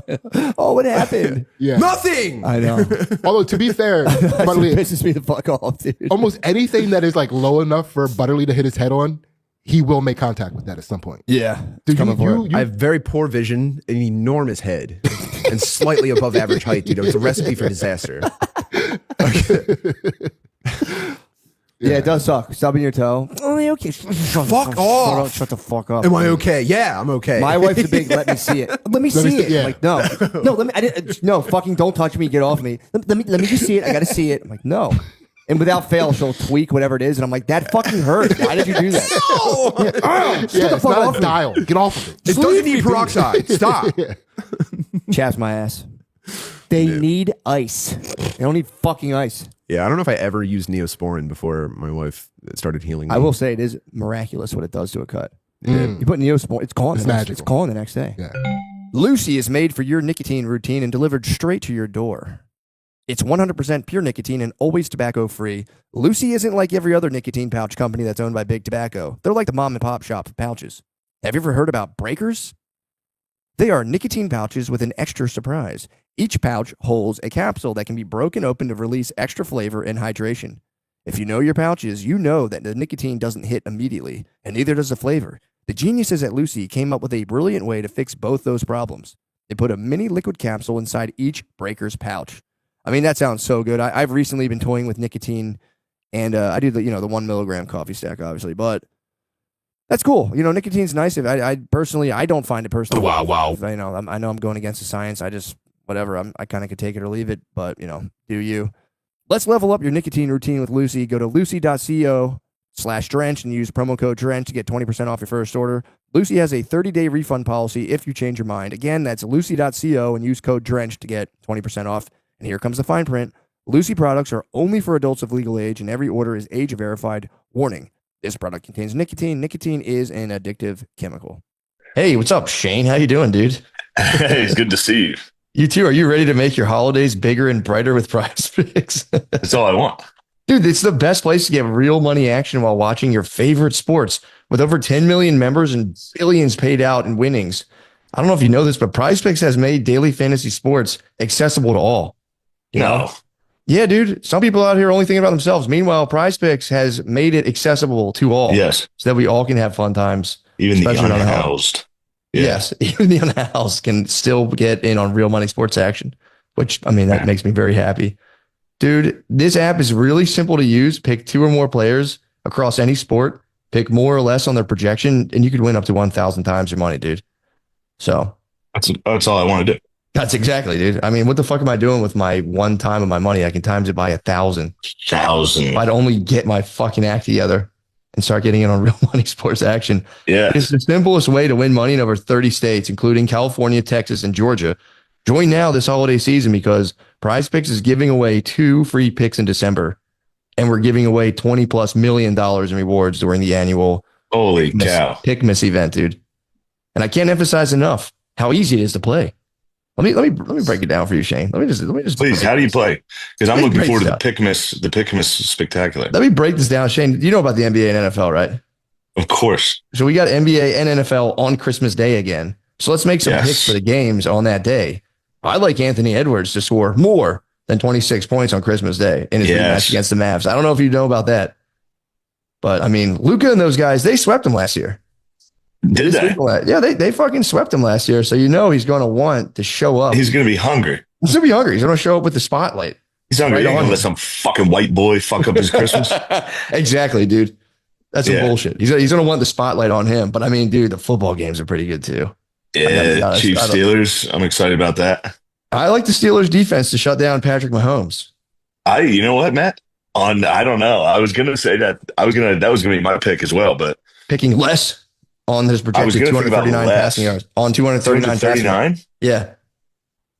But it is Christmas. The boy might have to put on a show for us. I know. 200. Although they haven't been able to protect him very well, and hopefully a healthy TJ Watt gets home. I'm going to go less. You're going to go on less. Patrick Mahomes passing yards. How about 239. do they have what's his name's Travis Kelce's numbers? No, they don't have Kels up here. I think, no, they don't have any Kels. What do you think about Kels? less on Mahomes? I don't Less know. on I'd have Mahomes? to see what the number is because I Yeah. couldn't even guess. Why do you I would think? imagine it's Christmas and T Swift's going to be there, and he's going to want to put it. He's going to put on a show for his baby. Yeah, for T Swift. That's got to pump you up if everyone's just slamming your mega famous girlfriend. You're like, I'll fucking show you. Yeah, I'll Just show you with Run this a tight touchdown. fucking post. You're like, oh, fuck you guys. Yeah, spike the ball. Yeah. Yeah, So yeah, I think that's a good. I do value this conversation. I think it's a good idea, and you can combine I up to value 6 points. You can combine up to 6 points, dude. shut up. Dude, you can combine up to 6 picks, dude. This is the thing I really wanted to sit you down and talk to But you we're about. taking apart the podium, and I'm getting back. Stop playing times. It'll never die, dude. It'll just move and go. Podium's underground. sick. No, I'll get in there. You got to get All the right. headset on, dude. I mean, look, we talked about Patrick Mahomes. I think that's an incredible take, by the way. And you can combine up to 6 picks to create your lineup, so you can win up to 1,000 times your money I instantly. mean, that's all I'm Instantly, talking about. dude. Real players, real sports, real cash. So make sure to download Prize Picks and use code Drenched at sign up. The NFL playoffs and the rest of the NBA season are around the corner, so there's plenty of time to play. But don't miss out on the limited time only holiday deals Prize Picks is offering in December. Download the Prize Picks app today and use code Drenched and get $50 instantly when you play $5. That's code Drenched on Prize Picks. You get $50 instantly when you play $5. You don't even have to win to receive the $50 bonus. I mean, this is crazy. What? It's guaranteed. No, you don't have to do that. They're just giving it away. Prize Picks, America's #1 daily fantasy sports app. I mean, must be present in certain states with prizepicks.com. First. And they're just giving everyone $50. Yeah, dude. They don't want to give you $50. That's nice. Yeah, they're just it's fucking. This is what Christmas is all about. What episode is this going in? One. It was me, Sidney, and Butterly. We're gonna toss. All right, it. nice. Little stoner dads. Little Stony Dads. Yeah. Yeah. So yeah, we're gonna toss it in. I mean, we could probably just keep it rolling. I got We nothing could to just do. fucking. We could just rip. What are dude. you doing? I just got it. I got in from getting my motherfucking massage. Oh yeah, you just got your glands sucked. No, I wouldn't put it that way. I got my. I got my. But is Is- it a guy or a girl? It's a girl. Happens to be. If it were a guy, I didn't care. I was like, look, I'll take. You whatever. wouldn't care if it was a guy. No, it would have. Fuck Bro. that. If it was a guy, I'm not. I'm obviously. I'm capping right now. If it was a guy, I wouldn't. I can't get a Yeah, guy that would massaging suck. like that. I mean, because your lymph nodes, you have one right on your hip. If I were to, I don't need to like demonstrate, but it's I like mean, hip is man. I'm right there. So Ew, it's like, man. yeah, look, it's just my body. I didn't put my lymph You've nodes got there. pubes there. You do. You do have some. You do. Dude, here I Oh, want to give. This man. is something I do want to. I actually wanted to bring to your attention. I have an idea for a live show. I'm going to try to do it at the Creek and Cave, and I want to see what you think about this. Where so it's just like I wear the headset on stage, walk around, and I would let the audience step up to the crowd to a microphone to ask questions. And it's a simple Q&A, but during the Q&A, I got to bust out 1,000 push-ups. So while people are asking questions, I'm just ripping push-ups, and then I pop up and I'm like, glad You have to do you asked 1,000 in an hour? Yeah. Or in an hour. can you rip 1,000 in an hour? I'd have to prepare myself for that. But I do like the That'd be idea really of hard. having people ask questions and just ripping push-ups on stage with a headset. And then as they finish their questioning, I can pop up and just be like, I'm glad you asked, and then answer the question to the live audience. Bro, that's so hard. I start preparing myself for it. But it's really, Yeah. it's 110 times in an hour. So That's really hard. If I practice, I think I could bust it out. How And many if do you think you get now in an hour? not a lot right now. I'm pretty weak, but I could start doing modifieds on stage. If I started doing modifieds, they'd count. It's better if you're not prepared. I know. It's significantly better if you end up getting like 48 push-ups in an hour. don't know- You're I don't totally know. gassed. The thought of just like doing physical exercises in front of a live audience Yeah. while people ask you questions I don't know why it makes me laugh. I mean, It is very funny. So you're thinking like a Ben Shapiro owning kids, no, but it's no, I you wouldn't doing do- push-ups. it would just be a free form Q&A. So there's no thing driving it where I don't want to argue. I don't want to fight and fuss with people. It would just be, they could ask whatever question they want, bring up any I think topic. you're going to want to direct it. You're going to want to find some topics. Yeah, you think so? Because if it's just fucking Q&A, they're going to be like, how do you come up with your material? Although that's Yeah. funny if you're doing a push-up. That actually, you know what? You're totally right. Because I did Jeremiah Watkins stand up on the spot recently, and people would just be like, tires. Talk about tires. I'm like, I can't do stand up about that. True. Yeah, I would just be doing push-ups. People going, Shane. I'd be like, yeah, dude. Yeah. Fuck yeah. I'm coming back, dude. They're such babies, dude. I'm coming back. The babies are falling. I think the babies are falling off. Yeah, the babies. There's a couple babies. I got on Twitter and a guy he was being a baby. Don't go on X, dude. I get depressed every time I go on, like instant depression every time I go on. Yeah, Right. I go on X and I've been trying to find out about the drones, and there's nothing. You can't find out anything. Dude, I tried to do that. I was like, yep, I'm on the news. I'm watching the news. This is all I'm doing. And I just scrolled. I did the death scroll on X, and it's like, dude, you feel like schizophrenic when you get off. Yeah, I watched a bunch of Muslims guys stone a guy to death. It was fucking horrific. My algorithm is like secrets women don't tell men, and I read those threads nonstop. I don't like that. They're kind of nice. Dude. I don't like that. Babes have found their way back into my algorithm. I don't know what happened. Babes are back. The babes are back on the menu, dude. I get those, and I get like there's new accounts that take like Andrew Tate type teachings, but it's like they pretend it's from a hot lady, and it's like a weird kind of digital femdom. You can get like red pilled through like a fake hot lady being like, never eat a woman out. Women never respect you if you do that. They must submit. It's pretty sick.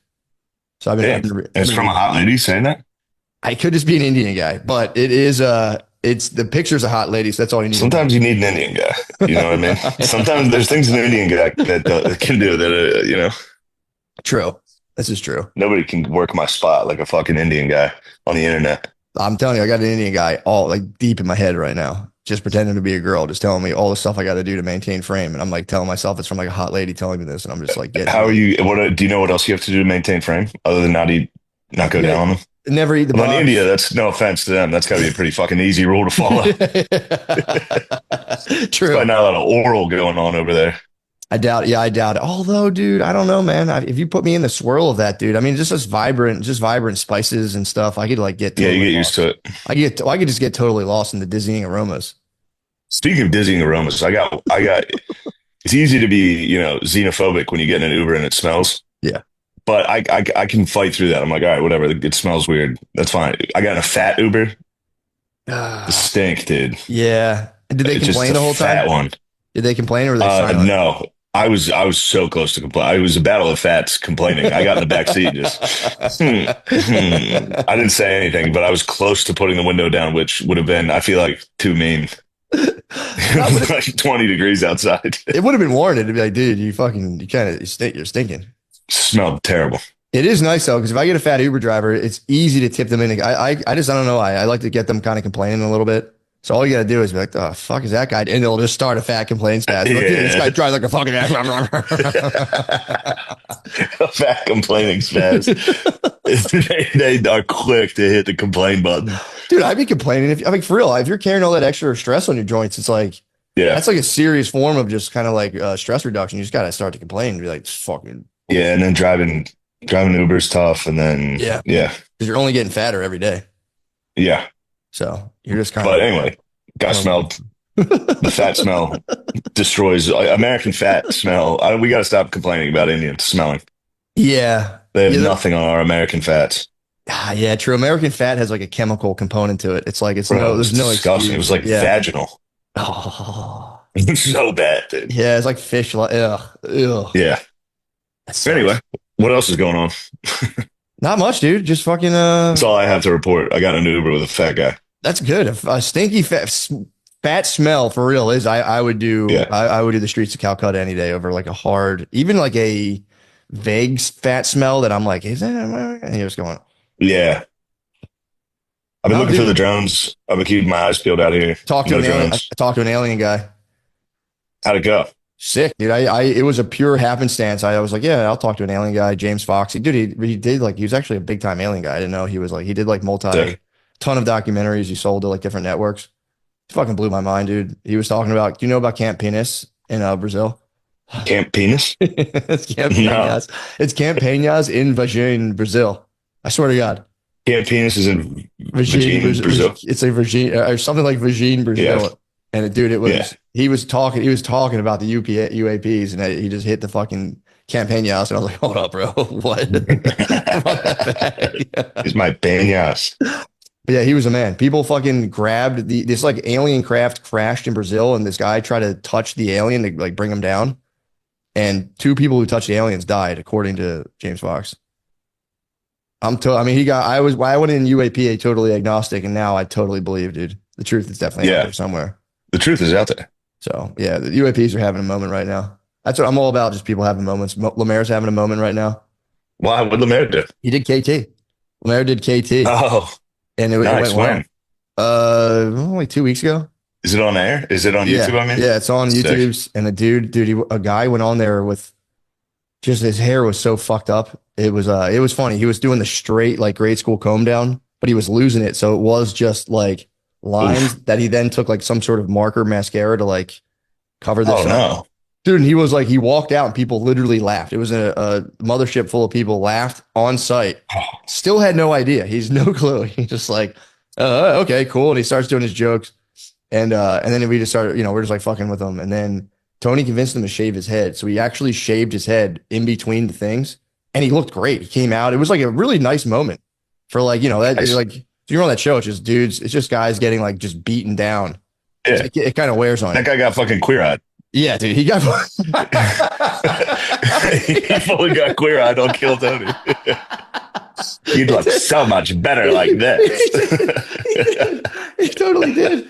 And it was, dude, it was like totally, it was, I'm like, okay, I can't really see it, obviously, because I'm straight as hell, but it's like, he was Yeah. so right. He was so right. And it was like this nice moment where I think he like changed this guy's life.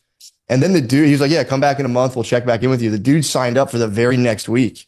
So, those episodes don't air right away. So he comes Yeah. out, gets in the bucket pool, which, it was just, everyone's like, oh, it was rigged, but it's like, why would he pick that guy twice? Because it didn't air. So no one knew what this guy Yeah. was talking about. So he was just like, by the way, too, after he was on Kill Tony, he changed his Instagram to like whatever his name is on Kill Tony. So it's like, it's just like his whole life now. And like he comes out on Kill Tony the next week, beating like 1 to 300 odds. And just is like talking about his shaved head. And the whole crowd's like, what the fuck are you talking about? Because he's not really funny at all. So like, he just completely blew it. But Lamisi was holding it down. He did good. Lamizi's having a moment, dude. He did that. He was on stand up on the spot. Lamizi is totally having a moment right now. Good. Yeah, that's It's good to hear. He better hurry up because he's got to move out. Might have He'll to not get home. You got to put the boulder behind him, dude. Yeah, it's coming. It's coming soon. But that's I got to do a bar Yeah, crawl. so Billy broke his leg. What'd you say? I got to do a bar crawl tonight. Billy broke his leg skateboarding. Not my fault. So yeah, dude. There's a Bar lot of crawl's gonna drama. be sick. I'm a little jealous.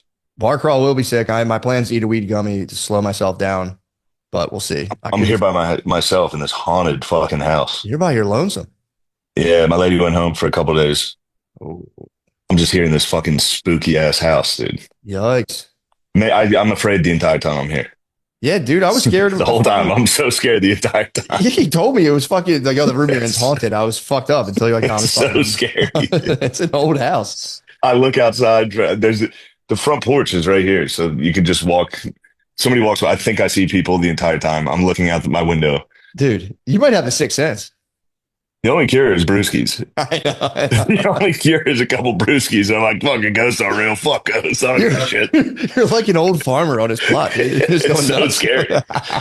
I don't fuck with old houses. I don't like them, man. They freak me out. I don't like old houses. I'm like, I like them wanna- when someone else is here. True. That's kind of nice. You're by yourself. It gets very spooky. Until they get gripped by their ankles and ripped out of bed. You're like, dude, you got to go. You're haunted. Don't joke about that, dude. I'm gonna call Blizz. I'm gonna have Blizz sleep over again. That'd actually be a funny sketch to have paranormal activity, but the dude's too big and the ghost can't budge him. He's like, She doesn't even wake up. he just farts in his sleep, and the ghost is like, Jesus fucking Christ, dude. Oh, fuck. Like starts No, jacking it's off. scary. And the laundry's in the basement, in the Oh, fucking dude, forget it. original basement. It's so scary, dude. Forget it, dude. I don't have a Yeah. basement in my house now. 'Cause they don't have a lot of, I guess, in Austin, they don't dig down for basements. Yeah, they don't have for some basements. reason. But my garage has become the basement. I got to, at the end of the night, check if the garage Get door's shut. And scared I out there. I get scared looking into my garage at night. Yeah, it's scary. I'm like, there's definitely a guy fucking he's been waiting in here the whole time. And I just Yeah. open the garage and it's like, you just see stuff in the dark. But I hear you, bro. Yeah, I took a shower last night. Was terrified the entire time. Thought I heard stuff like 6 different times. Thought I heard something. Dude, I'll just be sitting here playing Xbox and pause the game and go, all right, go back to playing. I gotta get back to Austin. I'm ready. Yeah, it'll be sick, man. It'll be right in time for the chilly weather, right into the warm. That's fine with me. Yeah, I'm excited. It's yeah. Excited to have you Did back. the driving range with Gerbies and O'Connor today. How Had was some that? golf balls. It was nice. That is nice. Gerbies dude. is a golfer. It's very funny. He's good. He's a bagger. Yeah, he's good. He is bagger Vance. He was helping Chris. Was he really? Yeah, Chris is just naturally good at it. Chris is dumbass in like TJ Maxx and bought like a golf outfit to go to the driving range. Why? He was wearing a fucking glove. What? He bought a golf glove. He's got glove money now, dude. it's He's crazy. got that glove money. The season That's- 2 money came in. That does. I see him as a glove guy though. That's okay. That suits O'Connor. Driving glove. Glove, popped collar, fucking fleece. I was wearing this. I was wearing an Eagles hoodie and fucking sweatpants. O'Connor, he decided to really just kind of get into his whiteness today. Can't really Yeah, it's blame not him. hard. It's Yeah, not hard to he's- get him in there. He's a New Englander, dude. You know what I mean? Just He is. 3/4 zip, golf glove. He probably And feels good. Durbin's fucking country club's right across from like a horse, like an equestrian fucking thing. So there's horses outside, and it was very white. It was a very white thing. You got to join the equestrian club and just menace him on the horse while he golfs, dude. Yeah. Ride a horse. Just booting it to Yeah. get his shirt off and just be like, Kirby, he's on. Don't miss. Yeah, watching Gerbies be actually good at golf pissed me off. Dude, if you just got to gallop by him on a fence, like, whoo. Get out of the way. Yeah. Move, peasant. I like to make fun of those country clubs, the poor country club. He's like, you want to go to my course or the other course? I'm like, I would never go to your course, dude. It's for poor people. Shit, it's actually pretty nice. It's so, yeah, but it's so funny to tell someone they belong to a poor country club because they would fuck people up so bad. It's like, oh, that one, that's kind of a poor country club. Yeah. This is poor people country club. He was like, it's the only one that let Jews in for a while. Oh, that's so That's fucking great. funny. Yeah, it's pretty Yeah, cool. man. Well, fuck yeah, dude. Yeah, I'm excited. I'm truly excited to get back down there. Yeah, dude, enjoy the holidays, and I'll be excited to have my fucking. I'm back to doing nothing. Like we finished yesterday was the first day without doing tires, and it was like, Kill. yeah, I just woke up. I jacked off. So My happy. girlfriend wasn't here. Dude. Just jacked off. You needed that, dude. You needed a moment. You needed a moment. It was for something great. like that. Just finish. I haven't been able to treat myself in so long. It was so fucking sick, dude. It's crazy when you take time off and you're like blow your mind. You're like, dude. You're like, yo, porn rules. I haven't seen it in so long. Porn's so good, dude. If you take time off, it for real like blows you. You get like 7th grade brain on porn. If you like just really take time off, you're like, oh shit. Yeah, that was a nice treat. I think that lady's having an orgasm. Oh, Yeah, it's pretty cool. shit rolls. So I got that going for me. Nice, man. Other than that, dude, the big deal for me is Friday, heading out to Notre Dame. Dude, it's gonna be sick. And I'll have a guest with me. That'll be awesome. I'm excited. I'll be there. We have a good squad going. I know. I think I'll be there at 4 p. Okay, sick. Yeah. I might already be over there. So Sick. yeah, I'm excited about it. I can't wait. It's gonna be Notre Dame better not fucking lose to Indiana, dude. Oh, either way, I'm gonna have my long undies on because it's gonna be 17 degrees. It's gonna be so cold. Definitely long undies, and I'm excited, bro. I can't wait. It'll be fun. It is gonna be really cool. And then the problem is if they win, that means I gotta go to the Sugar Bowl, dude. You'd have If they to. win, I gotta head down to New Orleans to watch them take on the Bulldogs. You have to. That would be actually sick as fuck. The Georgia Bulldogs? Yeah. If they win, you might be good luck. You might be spending New Year's Day in NOLA. True. All right, I'll let you go.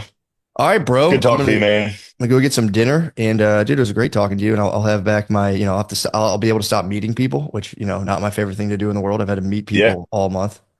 Not the best at that, but 2025, we're back. it's just fucking. Didn't we put out like a best of one year and they scratched? You pieces of shit.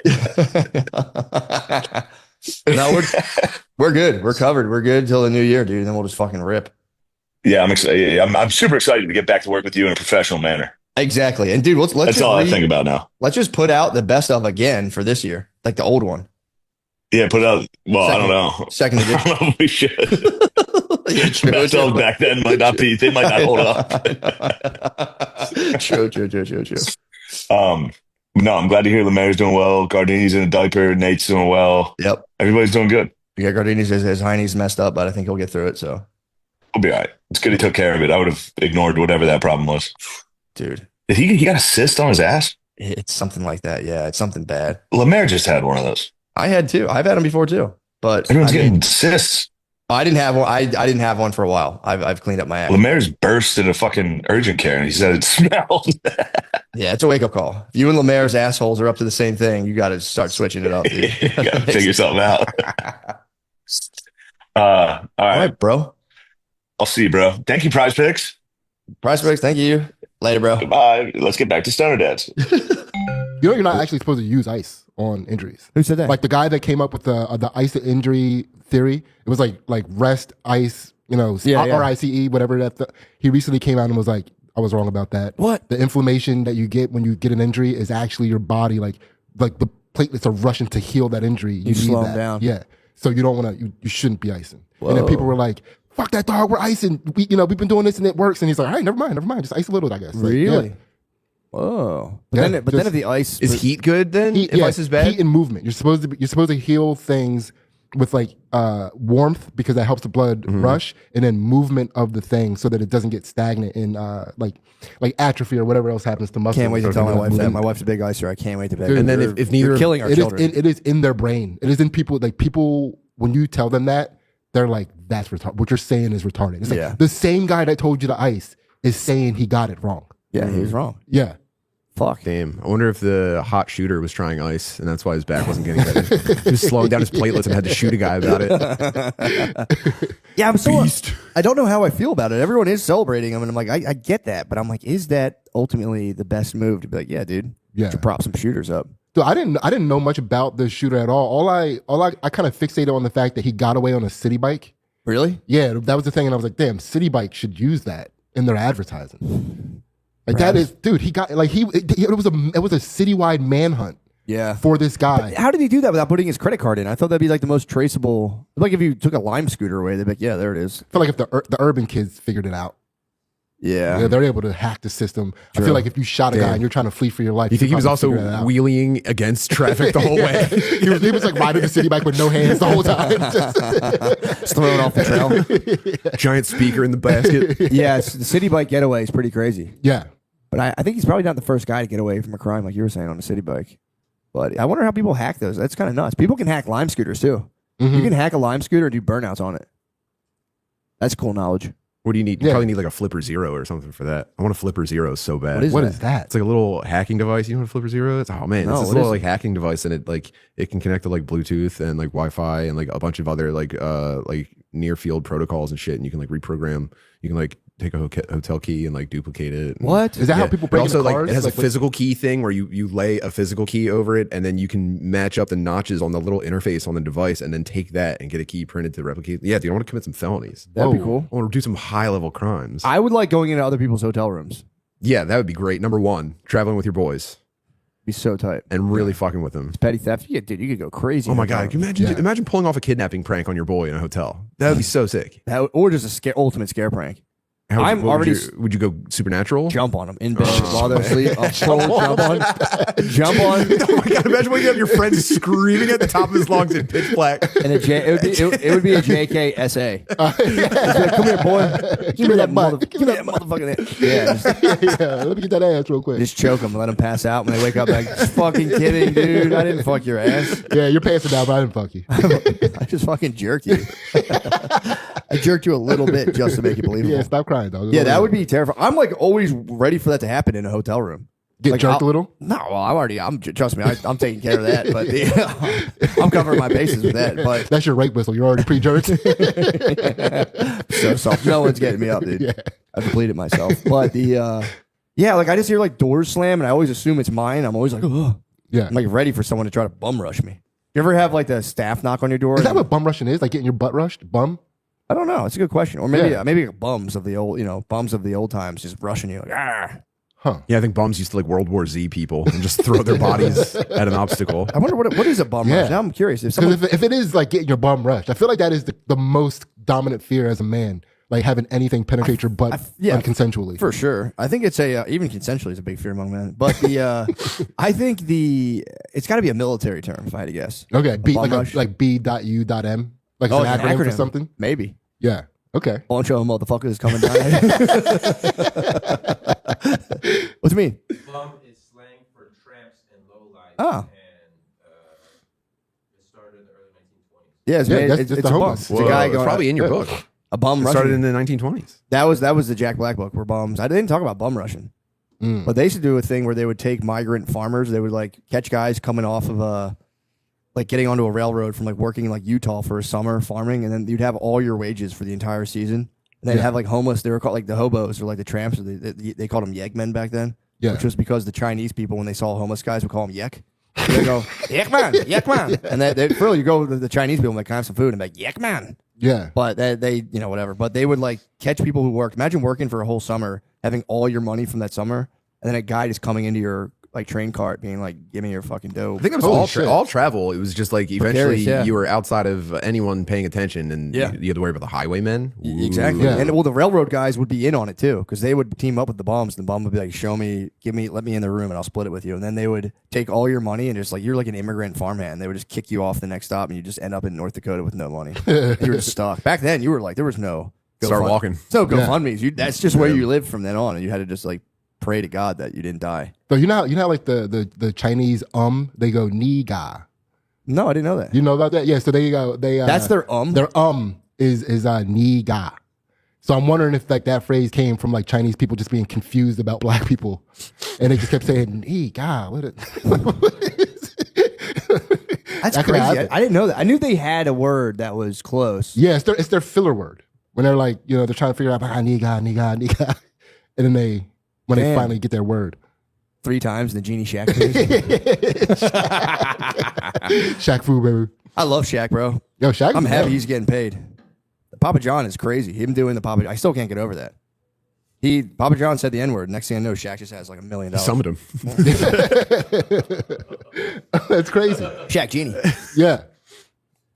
Yeah. What about the subway choking guy? What do you think of that case? The subway choking guy got I don't know the exact details. So what was he just? So I saw the Black Lives Matter guy being like, he was that clip. I will say it's very sad, but he was like, they're gonna choke us for being loud. yeah. Not the best verbiage, brother. I mean, Bold words as the movie theater industry dies around us. yeah, we need to do something about it.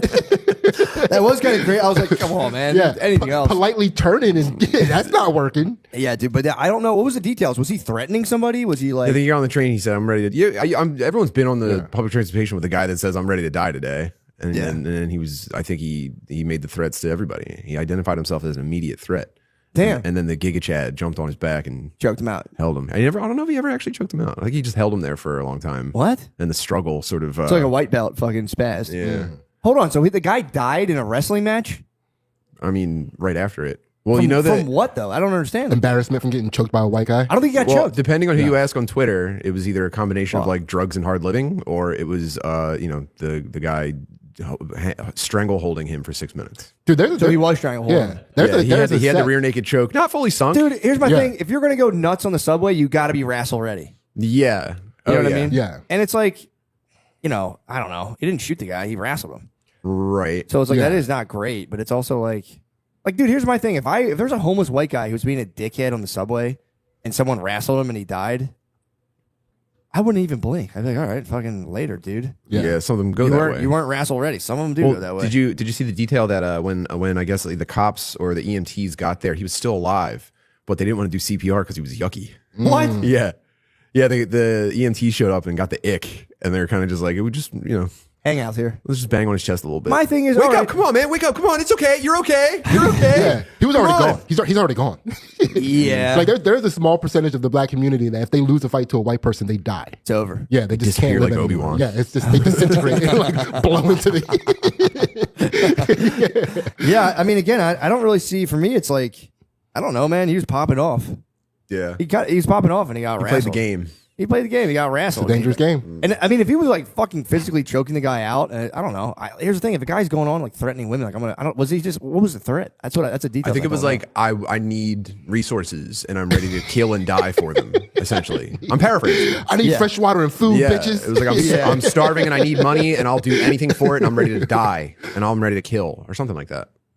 know. Okay. Yeah. That was Yeah. his terms. Yeah. He was playing a game of life and death. That's rock paper scissors shoot. yeah, Throw your hand. It is so funny for a guy to be like, yeah, all right, I'm gonna fucking choke this guy out. But he might have been getting in people's faces. My thing is like, say he did swing and like punch a lady in the face.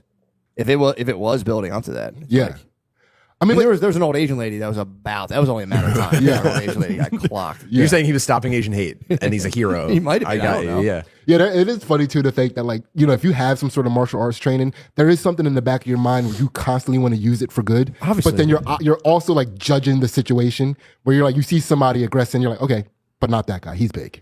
And then like he Yeah, it's not finally, even worth it. Yeah, he finally met like the situation and the guy he'd be willing to fight, like sneak up on behind, and it all came. Like that's like Yeah, what are the odds? I think it's a problem, but it's like to build that into like a social injustice. I'm like, nah, man, that's a fucking crazy homeless guy who got wrestled Yeah, on the train. He died.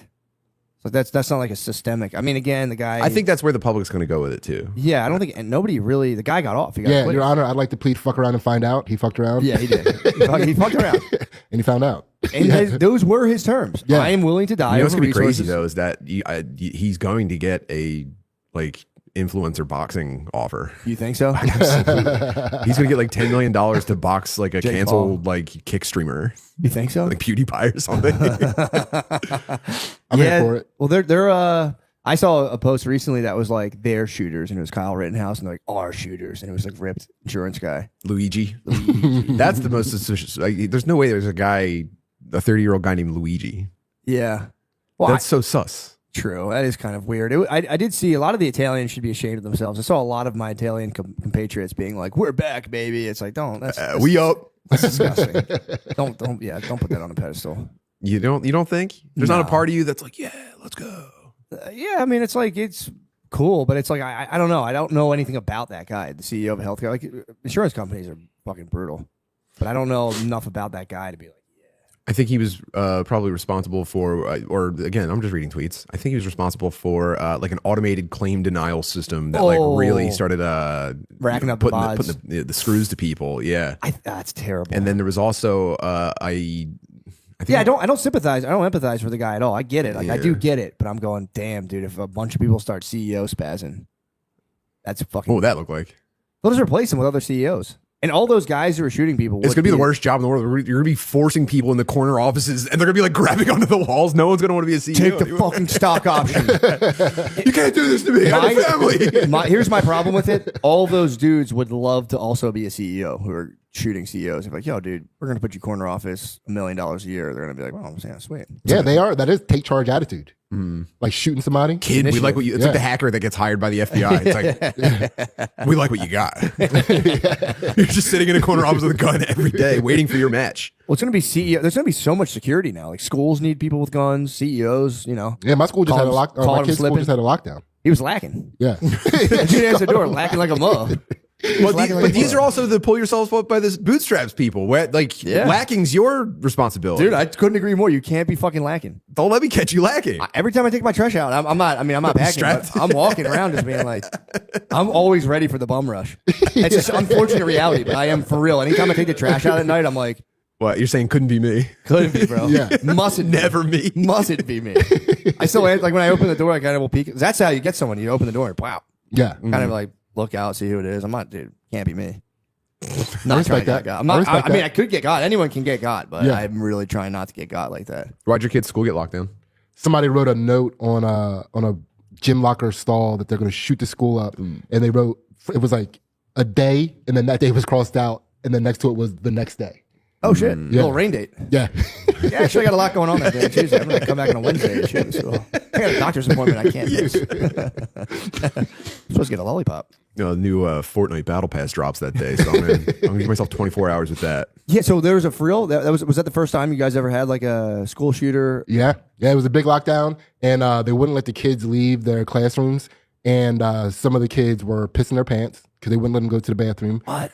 My son's classroom figured out that they would put a trash can in the closet, and he just pissed in the trash can, and my son was so pumped that he got to How piss. long was this lockdown? Like 3 days? No, it was like a whole school day. I'm Like, they found it kind in of the jealous. morning. I'm kind of jealous that like the kids of today get to do like lockdown tough in front of the girls. I would have wished I had that opportunity to be like, yeah, let that motherfucker come in here, bro.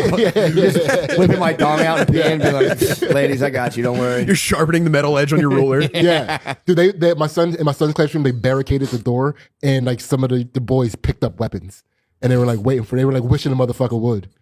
I They was were born, in the, battle wrong- I was born in ready. the wrong era, dude. Yeah, That'd have been so sick. Just rallying the bros and be like, bro, I'm going to fuck this guy up so bad. Just You give got them that all girl- hockeying in the room waiting for the door to open. Just your crush, just be like, give me a kiss before I got the battle, babe. I'm going to go take a shit. I'm going to go take yeah. the handle off the broom and break it in half. I was kind of born for this. You might not be able to tell by looking at me, but my dad's black. You wouldn't know from talking to me. Yeah, But you would, believe it or not. But there was no suspect or anything? They got one. They got a suspect. It was in the girls' locker room, so it was a chick. It was It's a tough chick for the spazzing nerds. out. Nerds now are like Middle Eastern guys after 9/11. You know what I mean? Like, those guys would fly. Everyone's like, what the fuck? Yeah, There's like yeah, a note like that. Everyone's looking at every nerd. Yeah, like, yeah, oh, you have a bad day, dude? yeah. Gotta fess up to what you did? Yeah, you got an anime trapper keeper. We gotta watch this. Why guy. are kids getting bullied like that anymore? Or is it just like pure nerd rage? Yeah, I think it's just rage. I Just think a move. It's a move. Yeah, It's a vibe. Yeah, bullying. I don't even It's a think vibe bullying now. exists. It's just a Yeah, vibe now. yeah, it was just felt it It's just that a day. vibe. Someone gets on. They're like, yeah, this is a viable thing. I can just be the school. There's goths. There's bullies. There's school shooter guys. I'm just gonna fucking wild out. Yeah, It's the parents' fault. Your kids think it's your fucking parents' fault. There's no way, dude. If your kids are like, I'm gonna fucking shoot this motherfucker up, it's like it's purely the parents. yeah. There's not enough at home to rebel against anymore. Like Yeah. parents aren't giving. That's the new rock and roll. Yeah. Shooting up a school. Did you Yeah, see my that? parents said I can't shoot up a school. Yeah. Listen to a One Direction album backwards is like, do it. Yeah. Get the gun. Yeah, gun loose. It's so annoying. I wish. I hopefully this fad dies. Yeah. Shooting up the Has school. it been one in a while? Oh well. We have any wood in it? We're definitely in a slow season, I think. It's been chill, or they're just not reporting them. But yeah, I think they get reported every time. It's it's Yeah. a ratings Yeah, bonanza. it's a heavily Huge reported news, thing. huge news. It might be overly reported. Yeah, no, I think I think once I get It's like the main driver of pharmaceutical advertising sales. They kind of are like hoping for one. Yeah, it could be a closed this loop was this system was a too. girl. It could be a closed Yeah. loop system. Yeah, I don't know because I think there's the last time I followed it, I got kind of numb to the school shootings, but then I saw there was a lot of like involvement from a community Mhm. that people hesitate to mention. They were saying the last like 2 I think have been Trans Am. So then that like it took on a thing, and everyone was like, I don't want to talk about this anymore. Yeah. That was just my look. I'm not putting a value judgment on it, but I did hear that was going on, and people started being like, let's not talk. This is just uncomfortable. Probably a lot of overlap in the pool. You know, the path of the school shooter and the path of the early troon. You know what I mean? The young. No, please go on, my brother. Please elaborate on this. It's all just autistic kids. Yeah, I think so. I think so. Essentially. I think it's deep autism. Yeah, and then Yeah. they had like My Little Pony for a while. That was an option. Can we cure that part of autism? There's got to be a way. You just give them enough Sonic the Hedgehog that they don't hurt anybody. we got to drop the new Sonic. We got to drop the new Sonic, dude. For peace. We should just totally state fund the Sonic If we franchise. put Sonic in a pill and give it to them every day. Otherwise, they turn pure Robotnik. Sonic in a pill.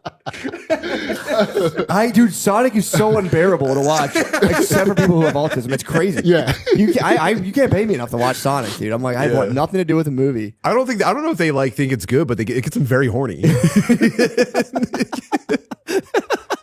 True. There's like a pretty I don't know what the percentage of the population is, but there's kids with there's no more compelling thought than Sonic the Hedgehog being pregnant. Oh shit.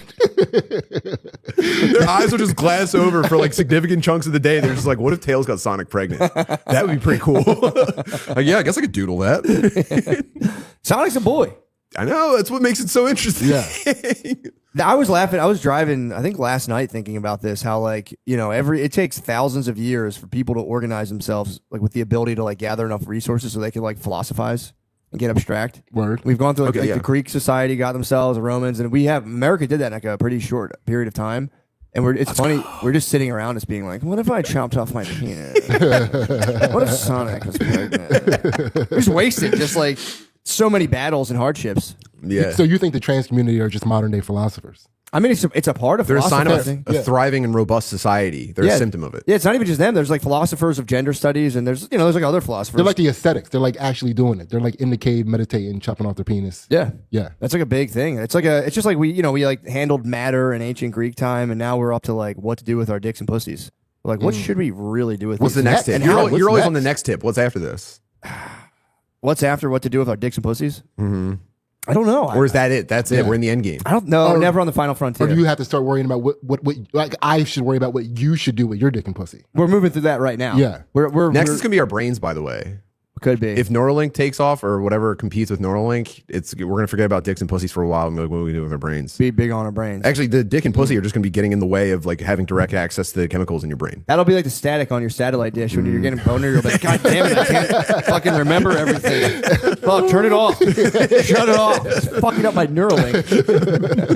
You just get snow. It's like, you're just reciting like every single king of every European country. And you're like, fuck.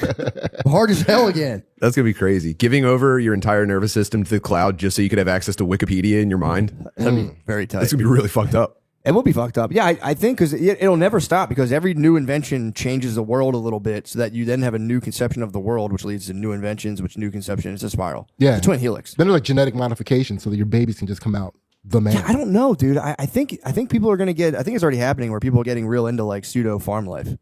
People are gonna probably dial it down. Like the new generation is gonna get into like. I follow a lot of homesteaders on YouTube. Yeah, it's gonna be that for a while, but with the Neuralink.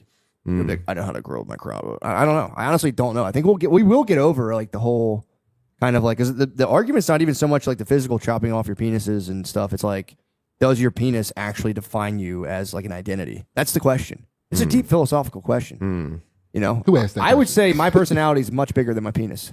Okay. Hey, don't sell yourself short. Yeah, man. okay. No, but that's the question of our time. But does it actually? It's one of them. Does your genitalia actually have like? Is there like a reality that the type of genitalia you have dictates the kind of the way you'll be in some sense, or is it totally a blank slate? Yeah, I think we're like, to take a step back, it's like the way you need to come might Okay. dictate that more. You know, and we just have to be You talking about open. like reverse cowgirl?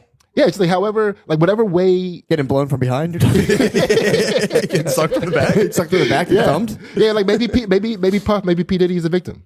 Maybe he just achieved so much status that like he could start exploring all the different ways he needed to come. You know, Yeah. Victim of his own success, you're saying? Or like for a sure, victim- for sure, a victim of his own, maybe of society's constraints.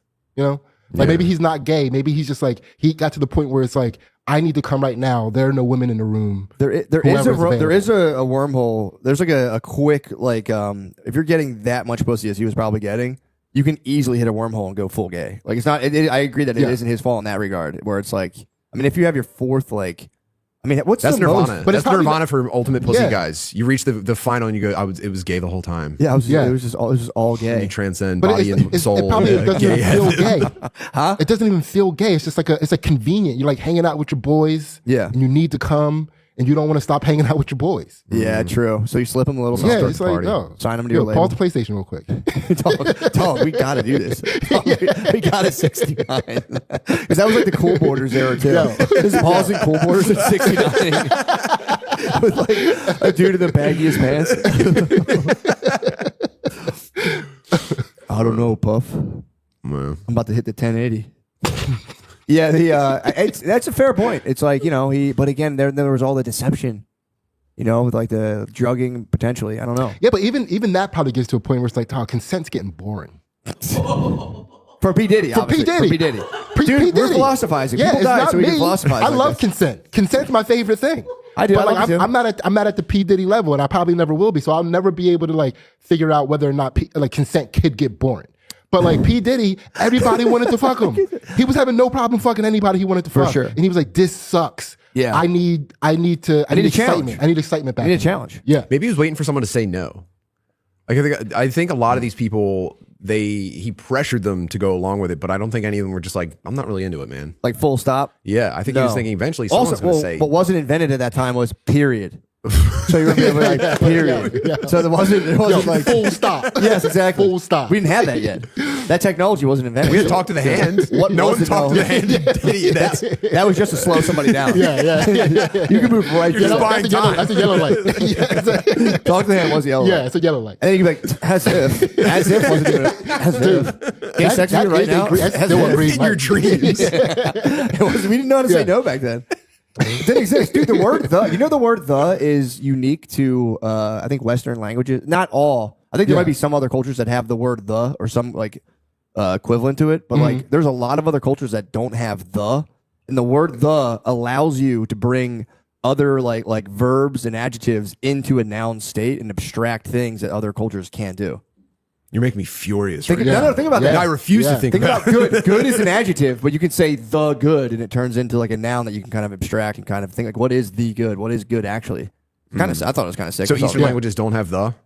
Some, I don't think some do. Yeah, like And Asian they've had languages. what, 10,000 years of spoken language to No figure it the, out. no and they the. forgot the.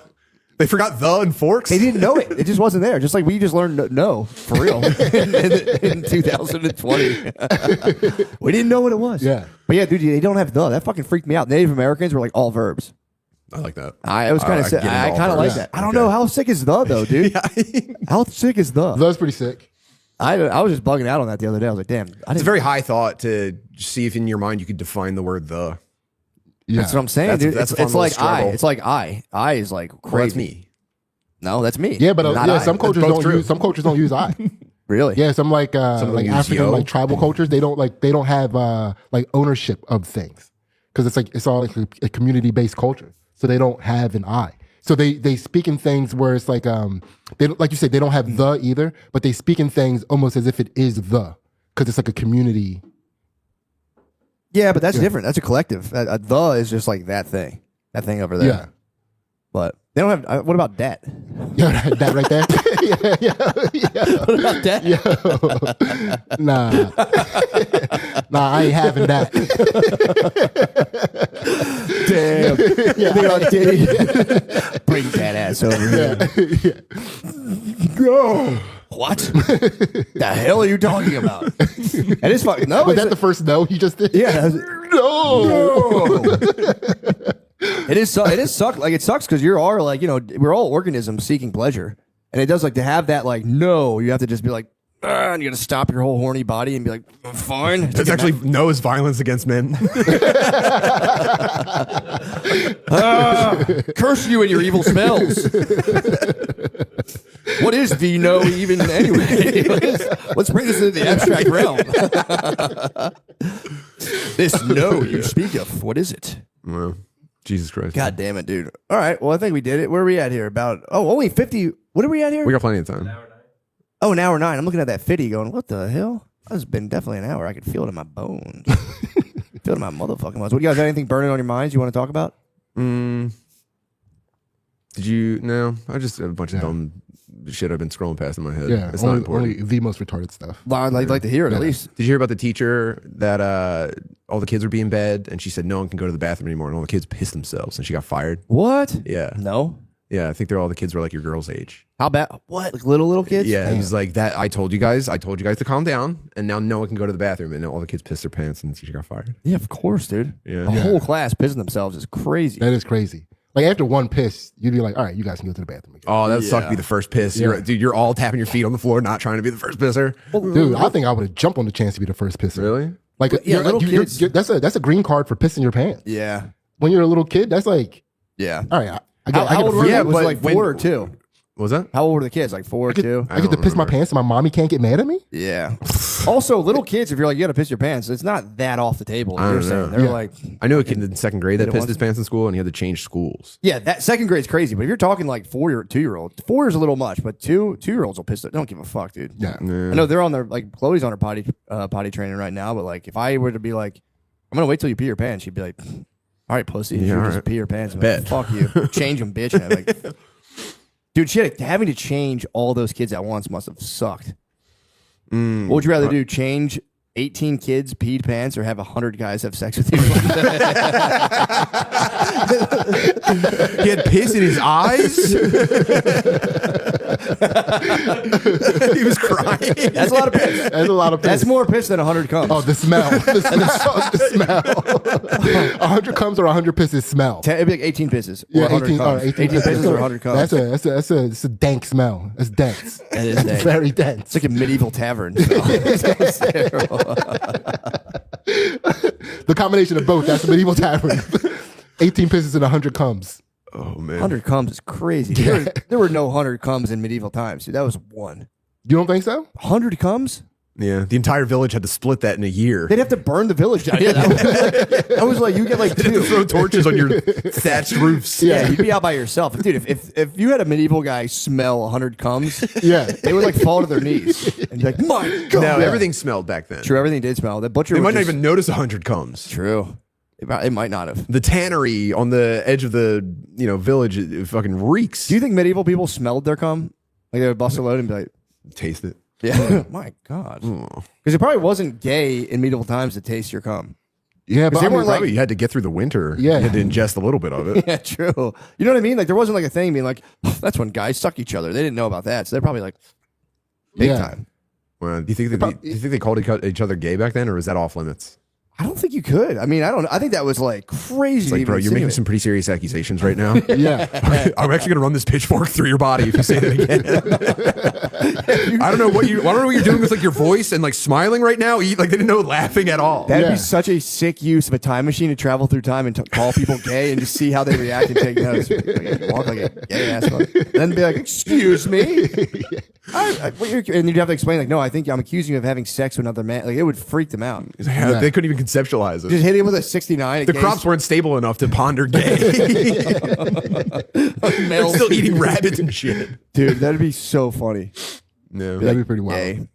There's that guy, I can't stop watching his videos on YouTube where he has a convenience store in the south side of Chicago and he just does gay. He like calls like he'll like just do like gay. He'll insinuate that black dudes are gay and dude, Oh, hand them a pink lighter when they it's a full medieval spaz. Yeah, big lighter. Yeah. I can't stop talking about Yeah, this. one of those convenience stores, a guy was doing that, and somebody left, got in their truck, and drove into that convenience store.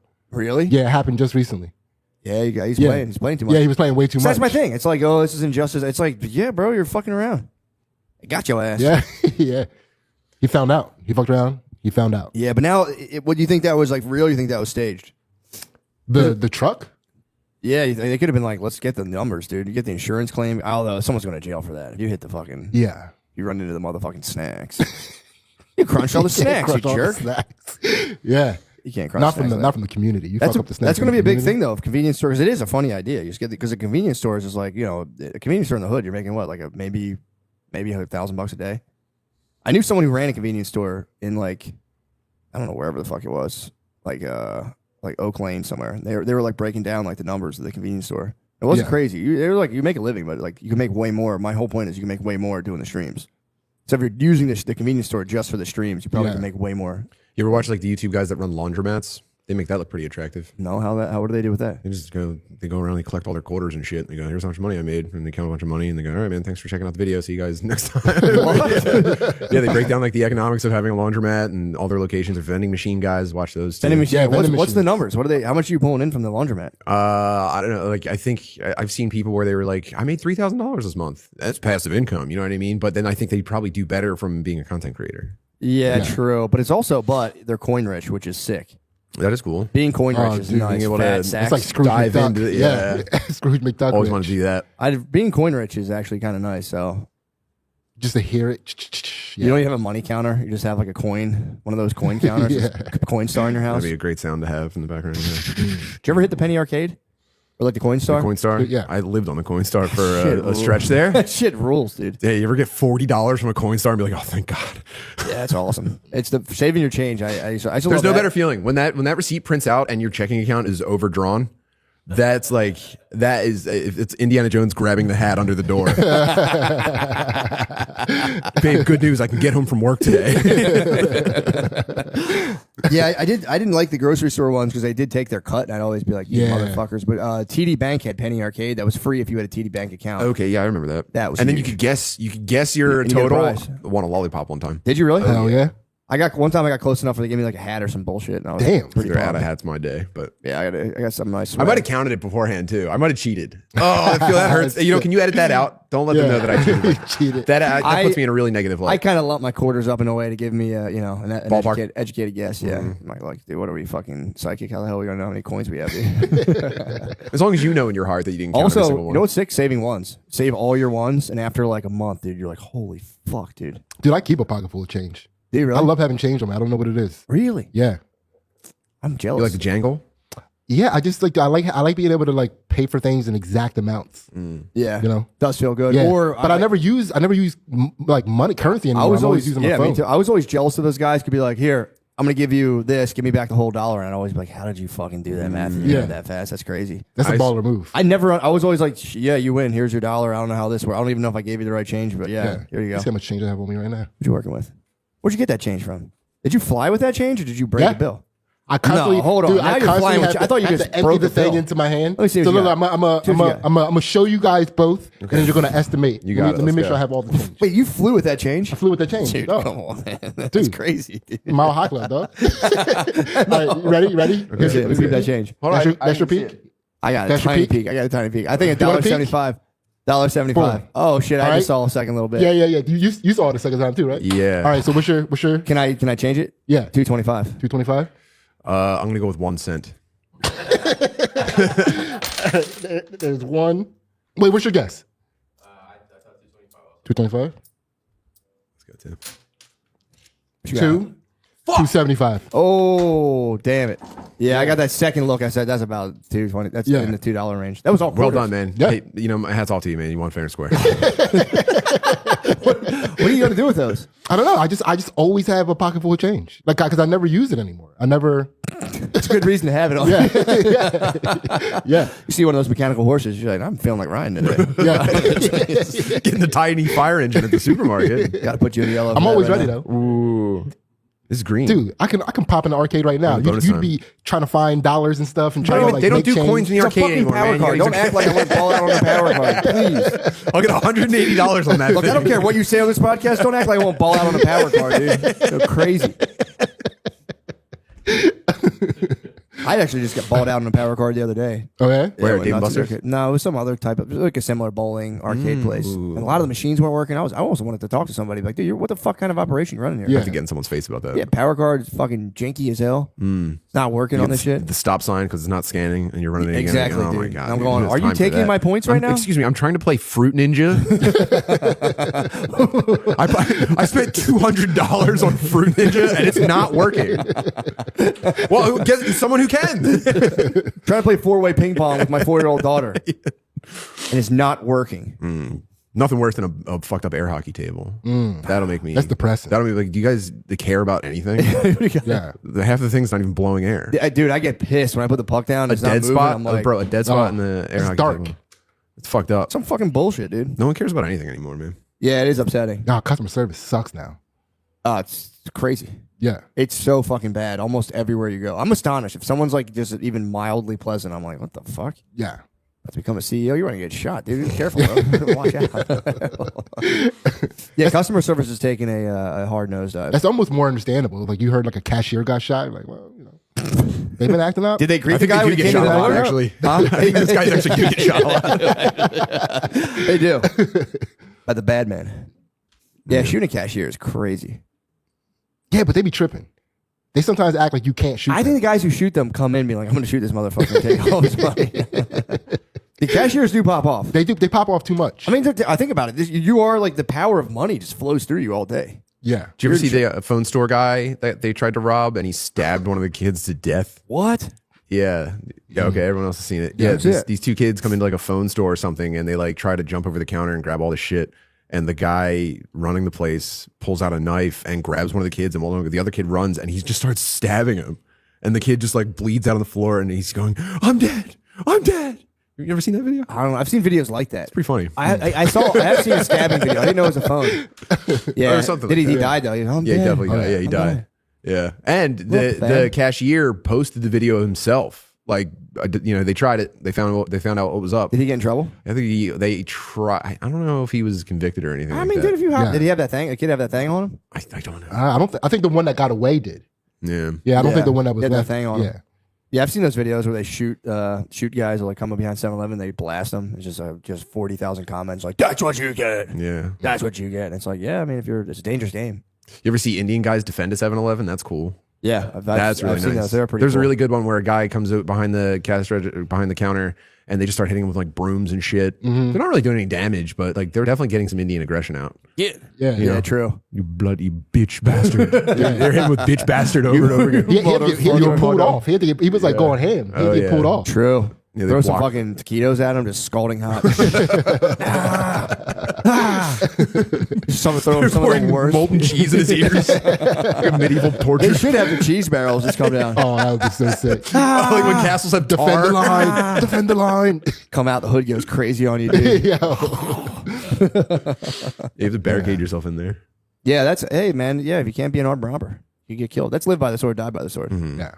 Pretty honorable. Yeah, I don't know what it is. Maybe I'm just fucked up, but I don't get riled up. All the stuff people are getting riled up about online, like I just see it and I go like, oh, okay.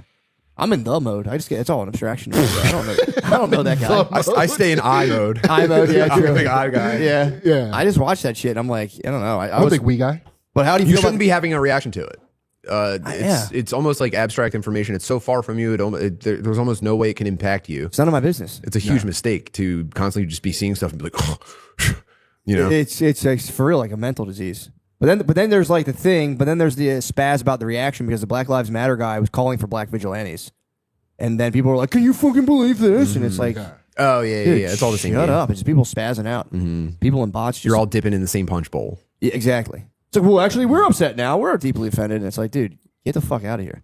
Yeah. Go take a walk. Get a fucking life, dude. Get a fucking life, dude. Get a fucking. It's not gonna. It's I don't know. It's just that shit fucking. Please bothers get a me. PS5, man. Just get a PS5 and shut the fuck up. Yeah, do something, man. Just go fucking. I don't know. Do something else and read it. I can't believe it. A lot of it's fake, but I think people are genuinely reading it and like engaging and freaking out, being like, this is fucking bullshit. Yeah, it's half people being tricked by the dead internet, and the other half is bots. You know. What is a dead internet? I've never really had that explained to me. Was I talking to you or Swim about it? I think I Swim. was talking to Tom about it. Dead internet theory is that like almost everything you see online is not real. It's not real people. And then when you see real people engaging with it, you kind of look at them and be like, bro, that's all. You're you're being tricked. Do either of you guys go on Facebook still? Every now and again, I don't really post that much. What's popping on Facebook? I'm mostly on Facebook Marketplace. Yeah. That's Oh, a fun you're, place yeah, to get Facebook Marketplace is kind of some nice. characters there. Yeah, it's kind of nice. I went off of Facebook for the longest time, and I went back on like here and there because people are like, oh, I messaged you on Facebook, and every time I get back on there, I'm like, oh my god, it's like it feels like a ghost town to me. Yeah, I like look at it for seeing my boys celebrating wins, and I like those posts. And as soon as I see something complaining, I get right off Facebook. Yeah. Facebook's crazy. I can't believe it's still going on. There's just nothing happening over Yeah. there, man. It's a dead zone. How's the Philly Comedy Network on Facebook? Is that still people spazzing out? No clue. Haven't checked. No, there was I saw one was Lemaire's still lording over it. Is yeah, he really? Is he still hold the reins of that I think thing? so, yeah. yeah, he Man. might. There was the dude, the black comic that also used to drive cabs, or maybe it's a taxi driver. Mm-hmm. He put something up, and people went ham on him, and I was just like, I can't. Yeah, I'm out of here. I might go back to the Philadelphia Comedy Network and start some sort of multi-level marketing comedy thing. Or it's like, you guys want a big podcast? You might have to get in line. Take my lesson. I have internet lessons and have people sign up and just rip. Dude, I like the Hawk Tua thing too. The coin? What do you Yeah, mean? the coin Oh, Hawk the coin, Tua yeah, the released her money? own cryptocurrency and then just. She rug pulled them. You think she rug pulled or you think she? I don't think she had any idea what was happening. I think to right now, I don't think she's learned a single thing about it. Yeah. She was rug pulled as well.